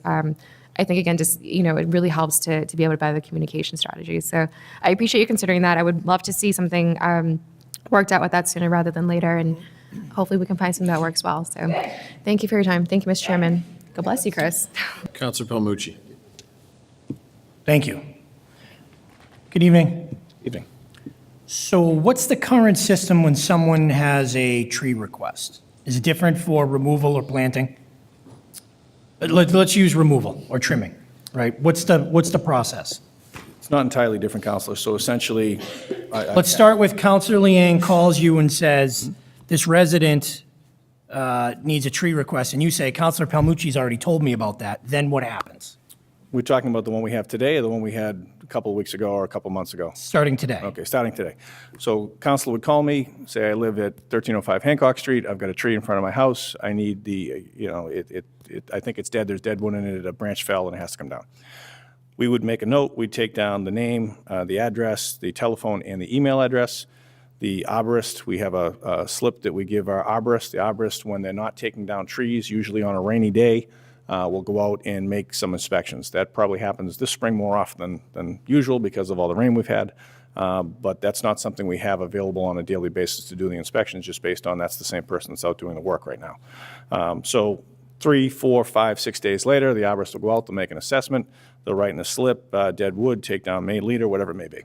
That slip will come back to the office. The office will now send out an email saying, thank you for your request. The arborist has been there. This is what we intend to do. please expect a lead time of, maybe 2 months based on, where we are in the queue. If you have any questions, you can email us back or call us. And that's the communication system right now. Okay, so they don't have an email address. What do you do? Phone call. Okay? And you generally always have a phone number or an email address? That's really the only way we can get back to them. If they don't have either. No, I know, that's what I'm getting at, is the getting back to them part. But do you generally find you always have an email or a phone number? We're finding about 90% of people have email. Not everybody wants to share email, Yeah. even if they do have them. Okay. So it's not 100%. But I do think that if they're calling looking for some feedback on a particular issue, they're going to be more than willing to do it most of the time. Okay, and so today is different than it was last week? Yeah, I think traditionally what happened was you were put on a list. Okay. That was it. And I think that the follow-up communication wasn't there.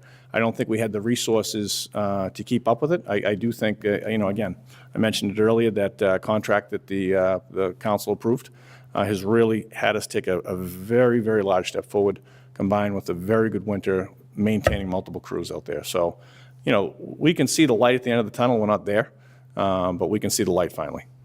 So from my perspective, and I don't know that I've had the opportunity to share this with you, but I've certainly shared it with the administration. I think they were in agreement. But in the past, I've found it very understandably frustrating for residents when they call in a tree that needs to be serviced, and then, as far as they're concerned, nothing happens. Like, from their perspective. They never see anybody out at the tree, they never hear back from the city, and just nothing happens. I can understand why they would be frustrated, and then they make a repeat attempt to get the tree serviced, or they say, to hell with all of them, the city stinks. I could have sworn at some point we got to a place where they got notification when the tree warden or whoever is out there inspecting They did. went out there. Because I feel like, They did. I had the opportunity to meet with the 5 or 6 folks that held this position before me. I sat down and talked with all of them and got their experience and their advice, and there was a letter that went out. It was a letter that was through the U.S. Postal Service that was mailed out, and it told them, thank you for your request, and we'll get there within the next 2 years. So I said, I don't know how I would feel if I got that letter. it's better than being ignored, I'll tell you. It's better than I think so. thinking you're yelling into an empty cave. Yeah, I think so. So, I mean, I'm open for new and different ideas, and that's, Right. That's one of the good parts of having someone new come into a position. They have a new set of eyes, way of looking at things. I just want, from my perspective, I think it's very important that we maintain some system of communication with folks. I agree. However that may be, so agree. that they don't feel as though they're being ignored. Because I've found people, when I explain to people, hey, listen, we're so backlogged, there's so many trees that it could take months and months and months, they at least feel as though the city knows about it and we've acknowledged it. I mean, it's not ideal, but it is what it is, and most people are, accept that because it's a response. But the lack of any response is frustrating to folks, and I can see that. And I think you can understand that as well. So I just want to make sure, I think that's paramount, is that we make sure we keep communicating with folks who report these things. I agree 100%. The other piece, Councilor, I add is that a significant majority of the tree calls that we may get from time to time aren't necessarily about the tree, they're about the sidewalk. So the roots of the sidewalk will lift the sidewalk and they'll say, I have a problem with the tree. Well, the problem is really the sidewalk needs to be repaired because of the roots, so, I usually call the DPW on that. Well, we need to do a better job interfacing with DPW so that communication doesn't turn into this either, right? So, I think working with Commissioner Grazioso and Mr. Prendeville, we've done a pretty good job in kind of developing what that next communication strategy is going to be, because I do think a lot of what's been done in the past is a regular conflict between street trees and sidewalks and curbs, and when we talk about new tree planting, we're looking at species that have as minimal an impact as possible. There aren't trees that don't have any, but we're looking at proper trees planted in the proper locations to try to head off some of that before it happens in the next 5, 10, 40 years. Does the mayor ever have any input on what type of trees should be planted in the city? Of course. I joke, he's like Captain Tree. He loves trees, he knows them all. Where I got it from. So How long do you think before we see the light at the end of the tunnel? We see the light at the end, how long before we get there?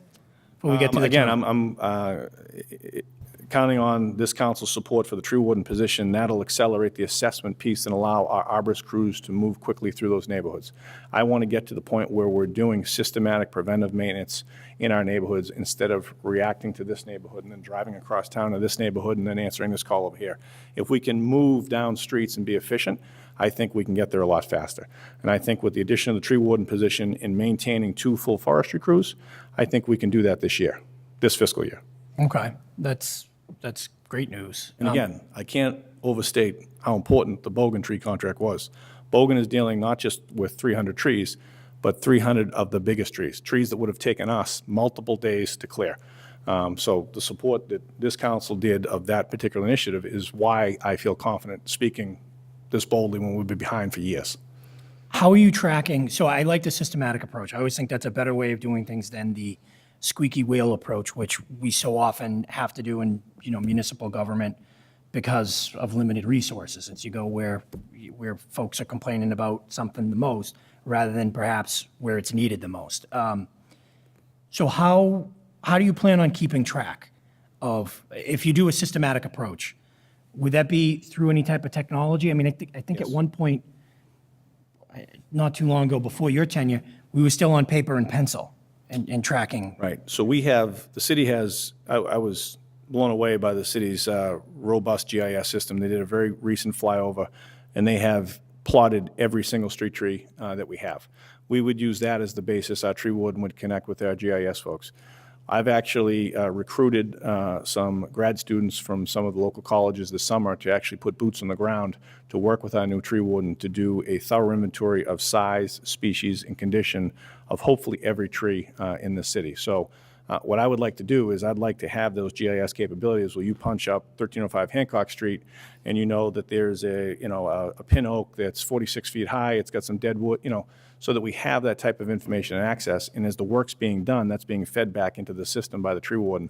So that inventory isn't just a one-time, okay, this is what it looked like at mid-2019, but this is what it is, an ongoing document that we know exactly what we have out there. Oh, that's great. And I think you said it earlier. How many street trees are in the city? 20,000. 20,000? Yeah, I mean, that is a robust inventory process. So and I commend you for thinking that way and undertaking that effort. And I think it'll also help us when we eventually sue National Grid for all the gas leaks that are killing the street trees. We'll have a better case that we can track that, the new trees that die.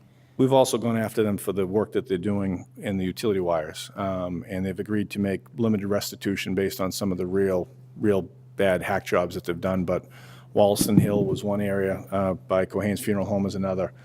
They actually got rid of their last contractor.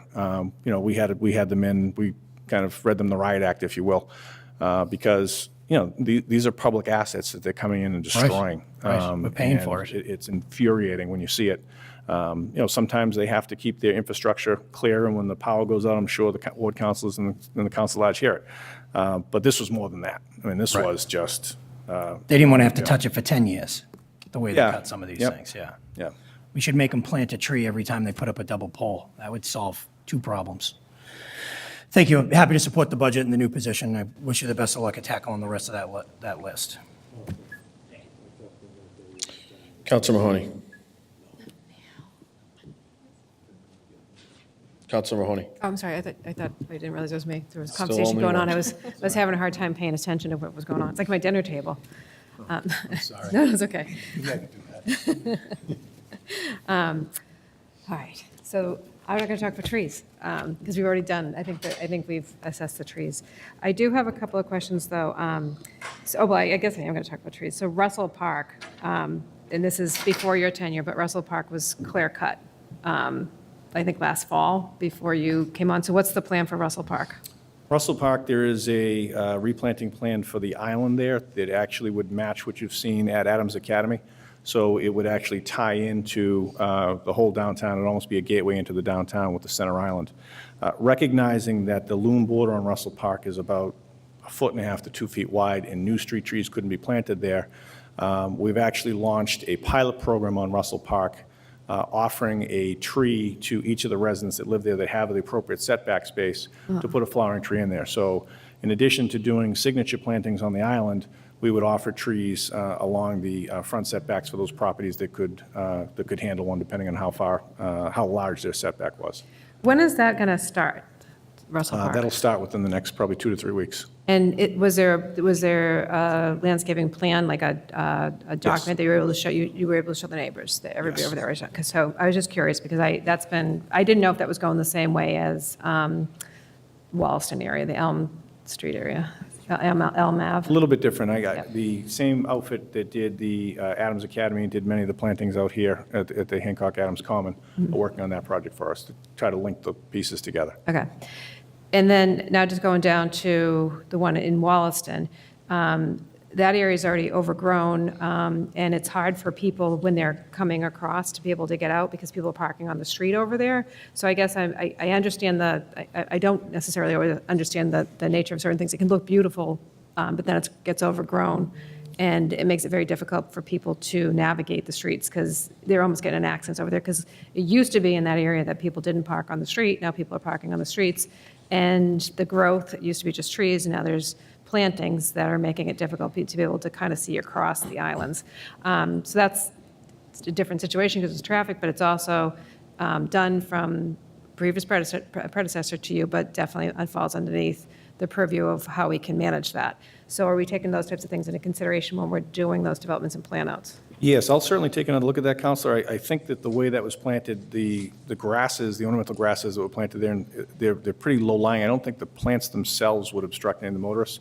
Maybe the new trees may have more of an impact than the old cherries that were there. I just know that there's people that have, residents that have called to discuss it, and actually a lot of residents in that ward has called. For what reasons, I'm not sure, but they do call. The other question I had is, I know that you take care of not only, the department, you're managing definitely different areas of the city. And I know you stated at the beginning, could you just recap for people the value of your position, what your management and what you've brought to it since you've come on, just so I can have that. Relative to the departments or relative to some of the changes we've made? Relative to you coming on and what the benefits are from the departments, what we can foresee. Sure. So the mayor's vision was to bring together park, forestry, cemetery with both recreation and conservation. I'll give you an example from the recreation and park standpoint. With the amount of projects that have been passed through the capital improvement plan, having an umbrella department that recognizes what the recreation department's needs are going to be as it relates to many of the capital projects, so that Bishop Field isn't being constructed during the summer recreation program. Many of the recreational facilities now have an input and a seat at the capital plan, the capital design planning, whether it's at Welcome Young or we're looking at even Flaherty Park with Councilor Palmucci and O'Rourke. So really building a better synergy between park and recreation. But more excitingly to me is the component of conservation where the mayor recognizes that we have a lot of local assets. I mentioned a few of them in my opening, from Butler's Pond to Sailor's Pond to Pascanesset Park to the marshes, that are under the park department but really don't get the focus and haven't come close to reaching anywhere near their full potential.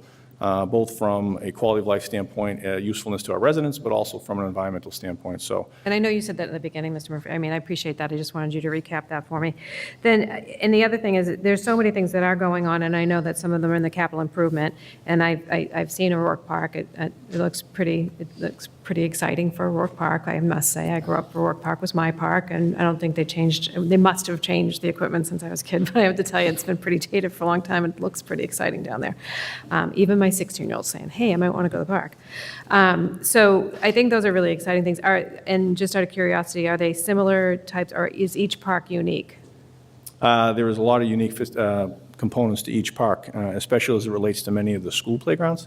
Each one of the school playground, again, this is before I came on board, but each one of the school playgrounds was designed with direct input from school principals, school parents, school PTOs, et cetera. So you're seeing 3 different companies, which is different. Typically in the past, the city had one contract that would come in, and Emmy O'Brien or one company would do a pretty uniform playground, so one neighborhood wouldn't say, why did they get this or why did they get that? So I do think you are seeing some pretty unique playgrounds being built throughout the and I city, think- including O'Rourke. My 9-year-old, every time we drive by O'Rourke, he demands I stop, and I told him it's not open yet. So I think that's exciting, though. I think rather than having them all look uniformed, makes agree. it more, gives more opportunities, especially for families that have young families. You can make, and we have a lot of parks in the city of Quincy. You could have the whole summer and call it an adventure and go see every different park and call it, and not have to go to an amusement park. So now back to the schools. So one of the things that I noticed, and this is just something that, because I was on the school committee, and it's something that it makes me a little sad, is that, Central Middle School, when it opened up, it was pristine, the trees, the edging. I'm not sure if maybe we have to have a lesson on edging in the city, because there's nothing that gets edged in the city, but it was pristine when it opened, and there was a lot of pride that went into it, and it was maintained for a little bit, but if you go over there now, it's not. And the same thing with Atlantic Middle School. They had a lot of plantings over there. It looked beautiful. You went back the next year, they were all ripped out because they were shade plants rather than sun plants, and that's some of the issues that I have when I see things like that, because I think there's decisions being made and things are being put in, and it looks beautiful for a short period of time, and we're not taking care of that. And the same thing with Quincy High School, a gateway into both of the Central Middle School and Quincy High School are gateways into the downtown, and the manicuring of those two schools, I'm not sure if it's something that we do in-house or if it's something that we hire contractually out to do, but they are not holding up to the standards that I would think that we would want to have in the city, especially when we talk about those gateways. So what's your feelings on those, and how are we going to address those? I 100% agree. The mayor gave me a tour of Central last week, and we went through each corner of the building. We have crews scheduled to do some extensive maintenance, especially around the foundation plants. A lot of the foundation plants have been taken over by invasives, and really try to bring it back with some better designs than what we've seen in the past. One of the issues we have there were the bioswales that were put in around Central. Originally, there were appropriate plants in there, and the one in the back does have some left. The other three do not. The other three have been filled with invasives, and they're in a bowl, so they can't be cut properly. So I've reached out to the principal today, as a matter of fact, and told him that we're going to be doing some work around the foundation plantings, removing a lot of the invasives, replacing it properly with mulch. But we'd have to come up with a longer-term plan as it relates to the bioswales, and replanting those in the fall with plants that are more conducive than the runaway invasive weeds that are in there now. But I didn't want anybody in there worried about us removing the plants that were in there thinking they were the original plants that were put in when the school was constructed, because 3 out of the 4 were not. Right. And I guess that's the other thing, because we have Sterling that's going to be opening, and I think that's something that, I'm not sure is the developer that's making the decisions as to what's going in the landscaping, or if it's something that's being coordinated with, the Park and Recreation, maybe the Park and Forestry Department, to make sure that we're spending or investing our money wisely so that it can be maintained, because that was a lot of money that we spent on Central, a lot of money that we spent on Quincy High School, and now we have Sterling coming, and a lot of money we spent on Atlantic Middle School, that we've, basically and it is an investment. I mean, landscaping is an investment, as much as people may think, oh, it's a big deal, you ripped up the plants, but it's an investment. It's in your budget, and it's in your best interest to make sure that that we're planting and maintaining those things to the best that they can be. I guess my other concern then comes back down to, in your budget, and I don't know, is there any additional laborers that are being added, or is it just contractual work that we're doing to be able to maintain all of these things? So there are 2 open positions right now that I would be filling if this budget were approved. So the short answer is yes. So, and what are those 2, there's 2 open positions, what are the 2 open positions for? Are they? So during the course of the year, there have been mid-year hires for labor gardeners, which are the types of positions that are going to do the work that you're talking about. But in order to fill those positions, we've left open the special heavy OME 1 and the construction handyman, building maintenance man position. Okay. So we've taken the step that you're talking about to fill the positions, the labor gardener positions that are doing the work that you're talking about, because we saw that as the most pressing need. These additional positions will be helpful in other aspects of the department. So without those other additions, those other laborers that you're going to lose, what do we lose for those? So we'll be pulling folks off the work that we're talking about to do their work. For example, we had folks, one of the buildings that we work on is Fall River Clubhouse. We were pulling folks out of grade to go down and work at the Fall River Clubhouse when there was an event down there, to do the maintenance to do the cleaning down there and do the cleanup around the facility. So I do think that it's all a trade-off, and there was a lot of trade-offs that went on during this current fiscal year's budget that we're trying to clean up and, go forward into 2020. And I do think we've got a pretty good plan in order to do that. Yeah, I think, it's very hard because we've had, this has been a difficult, for whatever reasons, the appointments to this particular department hasn't. It's had a lot of starts and stops. And as you know, when you have different management that comes in for a short period of time, or even for 1 year stints, it doesn't create that ability to know what next year is going to be, because you're changing all the time, and it creates it's a stop and go, and even your employees don't really know what the expectations are going to be. So without a formal plan, you told us what you're overseeing. It's just important for us to be able to stay on top of what the changes are going to be and to be able to see those reports back. And one of the things that I do think is that communication to the residents when they are having it. A letter that's saying 2 years is definitely, I wouldn't want to get that either. But at the same time, I definitely know the black hole that people fall in. And at one time, and I don't think we still have it, I just asked Chris, at one time I know that the city had invested in looking into some software that would work with the GIS system potentially. That would be an app that you'd be able to log into the website and be able to tell you what's going on, so it would kind of automatically create that response back. That would be something that I think would be beneficial in multiple different departments, including yours, because yours is definitely customer facing. Because there's a lot to be asked for that. And in some cases, there's been communications to people that have been inappropriate. Not necessarily, again, since your tenure, but in the past, that I think you'll need to work to gain the trust of people to be able to go forward with that. And that's tricky because, you've had a lot of, as you were describing, list management rather than managing projects. So my last question for you is, when we have a contract management project manager, what just from my own understanding, what's that, and what does this person do? Is it a contractor, or is it? No, that's actually a very important part of the upcoming budget that it makes me very sad, actually. Many of you may have be familiar with Paul France. Paul France has been around for, probably 22 years with the parks. He's done incredible work. He's been a tremendous asset.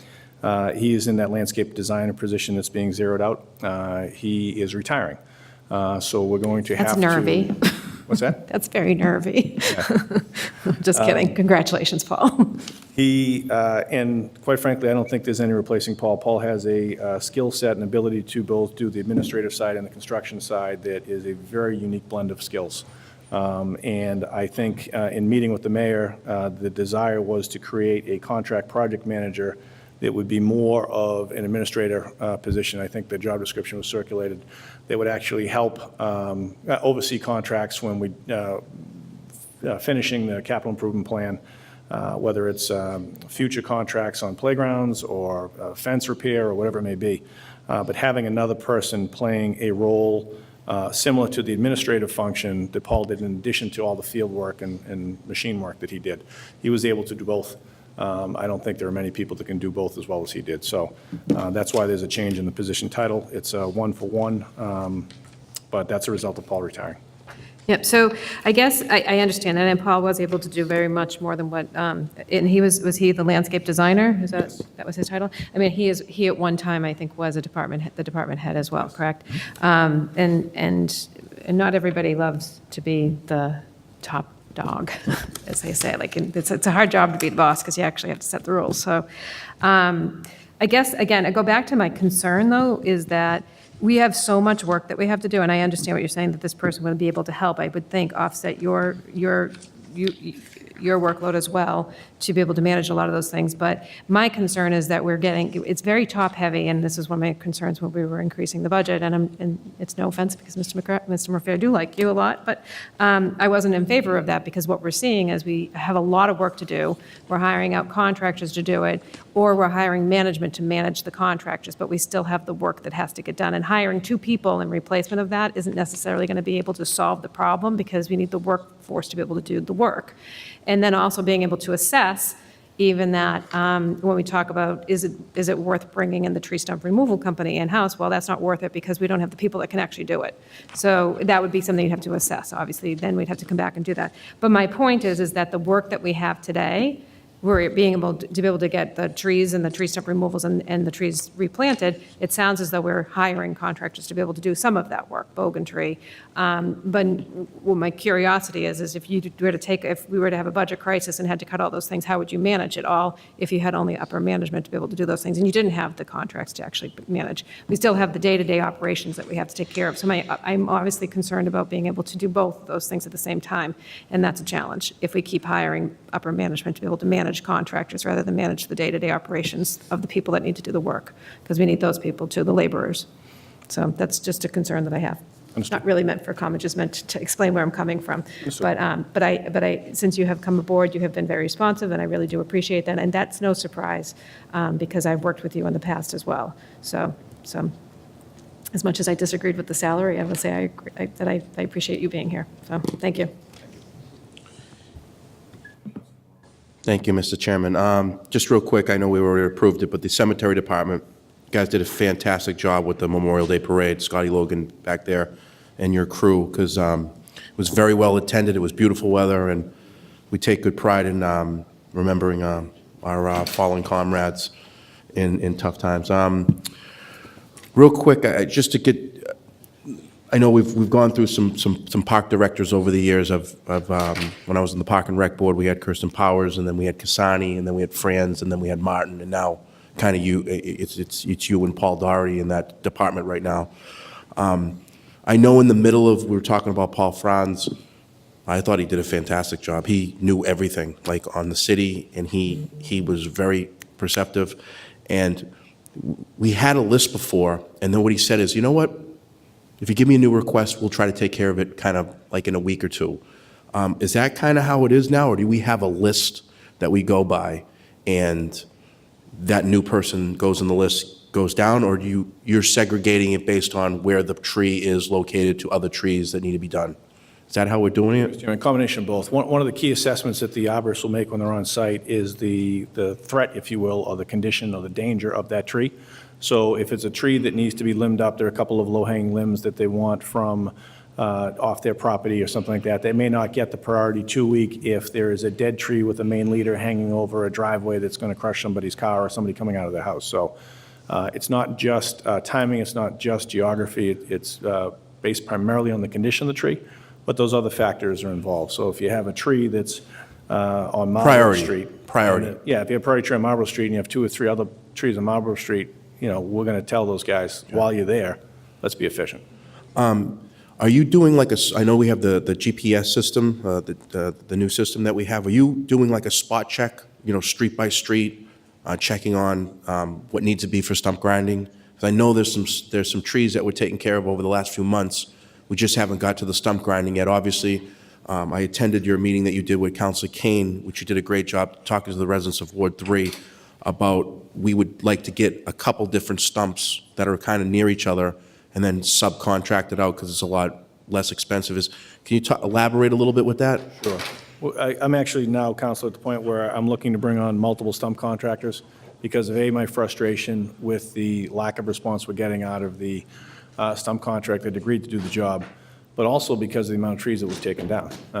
I'll use Willette Street in Albion and those streets up there. Glendale Road's another one. Cummings, you go down these streets, there are 5, 6 stumps along the side of the street that have been there now for a number of months. We have been working with the contractors. If we were to take this in-house, it would be, some of our work is seasonal. So I do think that we'd have more opportunity with some of our crews in December and January, weather permitting, to do some of the stump work. So I'm not saying it would be tree comes down, stump grinder comes in, and we fix it. It's messy work, and it's not easy. But one of the major frustrations I'm having right now is getting stump contractors in to keep up with the amount of stumps we have out there. So I'm going to keep working on it until it gets done. Just real quick, you talked about how sometimes we weren't responsive, but we were with the tree being healthy. So is there going to be some type of communication when you talked about, is there going to be a formal letter or is there an email that's going to go to that actual resident to say, hey, listen, this is a healthy tree. Right now, we can't do anything with this. Is that how the Yeah, procedures? there'll be correspondence regardless. Sometimes you have to give a person an answer if they don't like the answer that they Sure. give. At least we owe them an answer. So in some cases, the tree may be healthy, they might not just like the leaves or the shade or something like that. We may be able to meet them halfway. I think Grenwald Road is a good example. They had a community meeting down there based on some paving they were doing. Some residents wanted the trees down because they have the giant pin oaks down there. Some said, I'll chain myself to a tree. So we tried to go in and meet everybody halfway by doing a pretty deliberate kind of maintenance of the entire area. And I think most people were happy with meeting people in the middle there. So even if somebody wants a tree down, if we can't take the tree down, there may be some maintenance work that we can do to put on our list, at least to let them know that we're responding to their concern. They're not being ignored. Maybe like taking down a few branches and limbs and making it a little bit more cleaner, yeah. That's really helpful. Just real quick, my colleague from Ward 2, Brad Kroll, the president here, of the Four River Tree Planting Program that's going to be going down Washington Street. I know he's been working real hard with that. How is the progress on that? It's going very well. We're actually, we're attaching it to our current street tree contract with Leo's Landscaping. They did our last street tree contract. They've done 6 or 7 other municipalities. They're actually started planting this week. I would expect the Washington Street corridor, it's a little tricky down there because they're all cement cuts, and they have to make sure it digs safe. There's a lot of utilities, obviously, with the businesses they have up and down the Washington Street corridor. But I would expect, I'll use maybe the 15th of June is probably the time frame which you're going to see somebody around there, probably around mid-June, not much later than that. That's huge because that's kind of a gateway into the city, and I know in that particular area, there's really no trees. Right, so No the challenge down there, Counselor, is if the curb cuts, there are a lot of gas stations, auto body shops, motor vehicle-related businesses. So if you notice some of the curb cuts down there, they have 30, 40, 50, 60-foot curb cuts, which are impossible for street trees.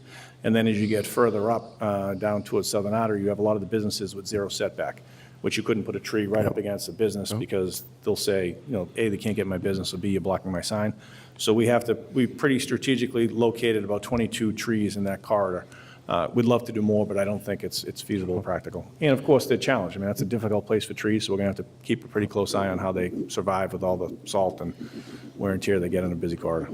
Getting on to the grass cutting phase, which is the maintenance side of everything. Obviously, April was one of the rainiest Aprils we've had with a lot of rain. May has continued to spend a lot of rain. What do you do in a situation where your crews get really backed up because of Mother Nature and it rains and you really can't get a nice cut? How does that happen? What kind of maintenance crews are out there? Because as the city's grown, we're doing a lot of construction. We're also doing a lot of more open space, like outside here. How does that?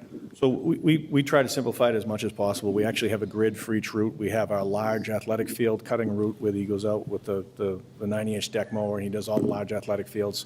We have the island crew, which does the smaller islands, the Sims Roads of the world, the Viden Roads. El Nav is planted now, but it's those small little areas like that, Newport Ave.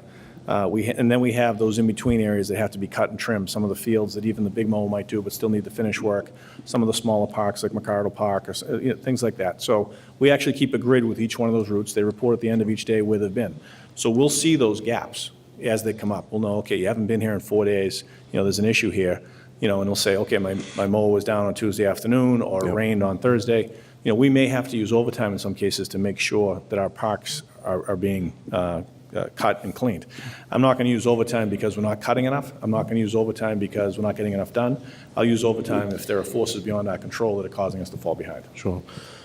Real quick about, and I know Councilor Mahoney talked a little bit about the schools, and I know with Councilor McCarthy, when we were on the school committee together, we always did spot checks, especially Quincy High School. Is there a separate department just for the schools? Have you ever thought about doing that? Where We have a crew distinct to the schools that takes great pride, especially because there are a number of hedges and shrubs that have to be well-maintained around the schools. So we have a dedicated crew specifically for the schools. Okay. Again, we need to beef up their resources. One of the things I did when I was hired is I interviewed each and every employee and said, what can I do to support you and help you do your job better? Some of that was equipment, which we've gone out and gotten equipment. Some of it is simple as landscape trailers so they can get out quicker in the morning and not have to put away, everything in the afternoon. And, that picks up another half hour, 45 minutes during the day. So we're working very closely with each one of these crews to give them what they need to make sure they can keep up with the schools, the islands, the fields, et cetera. Sure. Me and Councilor McCarthy, we were on the school committee, we talk about it on a weekly basis at the meetings. You see the check out the back of Quincy High School? Does it need to be done? Does it need to be weeded? So we were constantly talking to each other about it. But I just went there for a concert last night, and I did see that there's some weeding that needs to be done, obviously. I know it's probably got a little backlag, but just obviously, you have to work around the kids being at school as well. So just real quick on that, the conversation tonight with you coming into your role, we've had a couple different park directors over time, and we all kind of get into a point where we all kind of getting on the same page with what you're doing, because we need to get the consensus of how things are kind of going to be run, because as time has evolved, things have changed in the city. We've had new leadership, and now you're in this role, and we're just trying to. I think tonight we got a lot of stuff ironed out on how things are going to be from this day forward, or what it's been like with you on board. The last area that I was going to talk about is the playgrounds. I know last year, and this is frustration, and it's almost nobody's fault. Some of the playground equipment was backlogged. It was probably 8-week backlag, and some of the schools, you didn't start some of them until like September, and they didn't get finished till like October. How are you in the pipeline this year for playgrounds? I mean, I had recommended it sometimes over the summer, in the deep hot summer months, like August. A lot of kids aren't going to be on those playgrounds, but when the school year starts, they want to be on those playgrounds. And I know a lot of them got backlogged last year because of a back order. And I talked with this Mr. Walker about this. But how are we looking for this year with the new playground improvements? So that's an excellent question. And I think I see some of these projects similar as you do through the eyes of a parent, especially a parent of Beechwood Knoll student who was looking at the playground on day one, saying, when can we go on the playground? So we've taken a look at every project that we're doing and how it impacts the users and the surrounding group around it. Every capital project, every playground project. When is the optimal time to put this out to bid? Now, we don't have 100% control over everything, so I can't stand here and say that this contract is going to have this equipment on site and be done by this. We're going to be pushing them to that, and that's going to be our goal, and if we have liquidated damages and contracts that we can put in, I'll do that. For example, the courts contracts for Broadmeadows and Bishop that you have in your capital plan. We know that it's best to do the Broadmeadows courts in July when school's out, but Bishop, when rec has everything under the sun citywide at Bishop, we want to do that maybe late August and early September. We don't want to impact the schools too much. So to your point, Counselor, we are trying to schedule all of our work around who it's going to impact, not just, okay, this contract is ready at this time, so it works for them, so it works for everybody. We're trying to build it from the other direction. And again, I'm not claiming to have a perfect system, but our intentions are going to be perfect. We want to schedule our work that benefits the users the most. We have a number of school playgrounds that are being done. They're all going to be done while school's out this summer. We're not going to do them in September or even at the end of the year.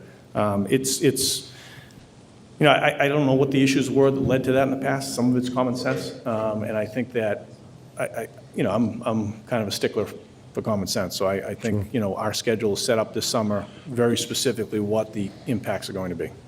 It was really frustrating last year. I had a lot of parents that were calling me continuously, I'd like to use the playground in September, and they couldn't use it. And we talked to Mr. Walker and he says, you know what, it got backed up and we just couldn't get the stuff and the equipment.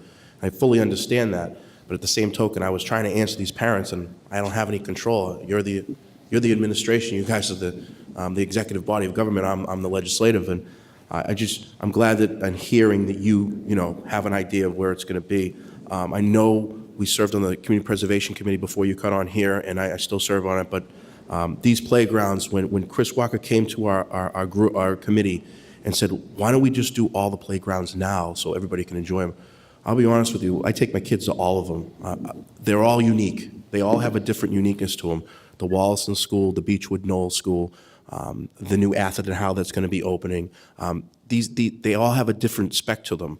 They're all a little different. So we just travel around the whole city and we just go on to different playgrounds. But it's been a great experience to do them all now. We had talked on the Community Preservation Committee. A couple of the board members said, well, why don't you just do 5 at a time? But looking at it now, it wouldn't be fair to some of the other kids in those particular playground, in those areas, in those neighborhoods, where we did them all so everybody can benefit through the city. I think it was a win-win and a great call to do. And on the Community Preservation Committee, obviously, we don't have those PTOs coming in every year asking for new playgrounds, because a lot of them are already going to be done. So, and it freed up a lot of monies for other projects. But in a nutshell, I also thought the Cleaner Greener, has Cleaner Greener really helped out catapult into the whole maintenance side of these parks and recreation? Yeah, I mean, I've always thought, going back to my first go-around here, that the value of Cleaner Greener wasn't just what was cleaned up that day. You built stewards of young people that participated in that some of them are participating in their 30th anniversary. So these young kids aren't going to sit back as their friend throws a bottle on the ground or a wrapper on the ground. So to me, Cleaner Greener was not just that singular day in May, but what it built in those young kids to say, you know what, I cleaned this up, I'm going to have to pick that up. Don't throw that there. So, I think Cleaner Greener is a year-round message for our young people. It's great because a lot of the mulching projects were done by, residents and citizens and kids of the city in the playgrounds. And also, you did a great job with new chips, the wood chips in these playgrounds as well. I know a couple of other areas weren't done, and now they were a new layer of wood chips really helps just for the kids and stuff. In general, I look across the city, and we travel around a lot, just spot checking things, and I see it evolving, not only just with the downtown and that stuff going on, but also our parks, our recreation, our open space. It's just, I'm happy to have you on board, because at the end of the day, we're all fighting for the same reasons, to get these things done and make sure we provide for the residents of the city. So, are we motion to approve on this? Oh, we've been waiting for you. Oh, we've been waiting, okay. Yeah. I think there's a motion on the floor. I blacked out for a second. But all those in favor? Aye. Those opposed? Parks approved. Thank you. Everyone should be in receipt of a memo from Mark. Recreation too? Yep, this is recreational. Yeah, this is a memo from Mark Kavanaugh about a revision in the line item for recreation under contractual. It should read $46,950. It currently reads $41,350. So that total budget for recreation is $803,118. And I'll need to entertain a motion to accept this amendment. Okay, all those in favor? Aye. Those opposed? Amended. And now, if I'll entertain a motion to approve as amended. Motion approved as amended, but I have one question. Okay, one question. This comes to you through me from Councilor Mahoney, who she and I share this concern. What's going on with the dog park? Why are we building a road up there? Sorry, why are we building a road up there? Yeah, we didn't vote for the road. We haven't fully funded this project yet. Yet I see, it's actually that's Ward 3, so That's Ward 3. sorry to talk about a project that's, you owe me one. Yeah, I owe you. I'll give you a mulligan. Well, you did try and change the traffic pattern on Adams Street on the. Yeah, but just my half. We don't care about your half. I guess my response would be, it would be too expensive to helicopter in the supplies to build the dog park. Yeah, but I specifically cut the budget to half because I. So there's two. Was it? We. Oh, yeah, I'm sorry. I moved, and Councilor DeBona supported, as well as the rest of the council. I'm ignoring Mr. Walker, as I suggest you do. Because we had concerns about, one, the cost of the dog situation, the shelter. And two, I didn't support spending $800,000 on a new road when we have so many roads in the city that need repaving, paving of a new road. So I guess my question to you is, where are we at with this? Where are we at with this, one? And then a subset, what's going on with, why hasn't it come back to us for approval? It looks like there's progress going on up there to build something that hasn't been funded yet. So the dog park piece is what you're seeing constructed. I think there's three different current pieces. There's the road, there's the animal shelter, and there's the dog park. So there is a pretty significant appropriation for the dog park that's being worked on. There was a grant that the city received from the Stanton Foundation for an additional component of money. I don't know that I certainly hope that what you see there isn't the road that's going to service that. I think there's a long way to go from engineering design and as it relates to the coordination of both the construction of the animal shelter and the opening of the dog park. So I don't mean to be fresh in my answer. It was just No, that's fine. Yeah. that's more of a construction access to be able to build the park until we can figure out actually an engineering design of what the public road's going to be to get to the dog park and ultimately the animal shelter. There's also a question of the dog shelter construction being so far ahead of the animal shelter piece that, do we want the access road to be shared when we're building a building with construction vehicles, and do we want people using their cars to drive up to the dog park? And we're going to work all of that out. I think we're a ways away from that. My understanding is there are multiple departments involved on the design and engineering of that roadway with some outside contractual help. So I don't mean to say that, there isn't going to be a road. I mean, eventually that's a conversation I think everybody's going to have to participate in.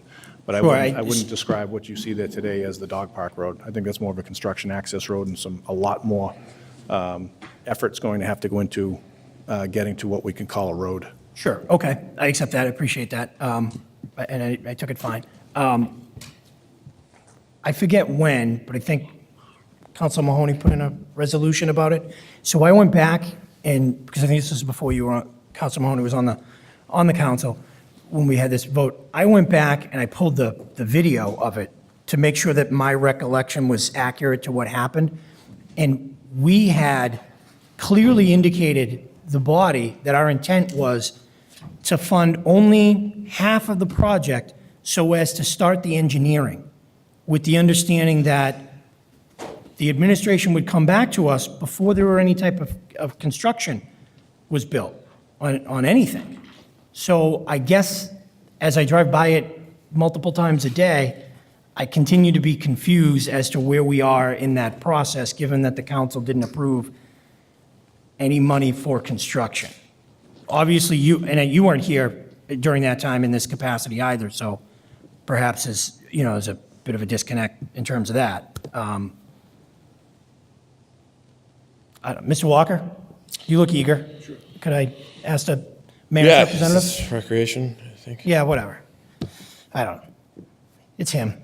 Through you, Mr. Chairman, I go back myself and check the tape on that. In fact, I don't know that I was present at that meeting when the portion of the appropriation, the bond for the animal shelter was passed. The dog park, any dog park funding was separate from that. I believe there is a line in the $27 million park bond relative to the dog park, and we were very upfront right away that regardless of the future of the animal shelter, that was going to be the site of the dog park. And that is what is moving forward right now. The council did approve, as you mentioned, Council Palmucci, a substantial, I think it was probably half, I think it was a little bit more than what would just be design and engineering money, but it certainly wouldn't be the full, it was not the full amount. It was definitely a condition on that we would be back before this body for the full amount, because there was concern, I believe, at the time, that we could go beyond what we had originally budgeted for relative to the animal shelter. So this body, the Taj Mahal, correct. So what we wanted to do was go back and have a fully designed project, not necessarily that the only money that the council appropriated was for design. It was half of the total money that we had asked for, which certainly is more than what we would have allocated for just design costs. So I think there was a little bit of difference there. That project, if we're going to go down that road, at I this appreciate moment- your answer. Thank you very much. We'll check the tape and we'll come back to it. Thank you, Mr. Okay, Chair. there's a motion on the floor to approve as amended. All those in favor? Those opposed? Thank you very much, Commissioner Murphy. Thank you. That's it. That was the rec budget too? That's it. You're done. Your 3 parts. That concludes our meeting tonight at 9:44. Our next scheduled Finance Committee and conclusion of budget will be Wednesday, June 5th at 6:30.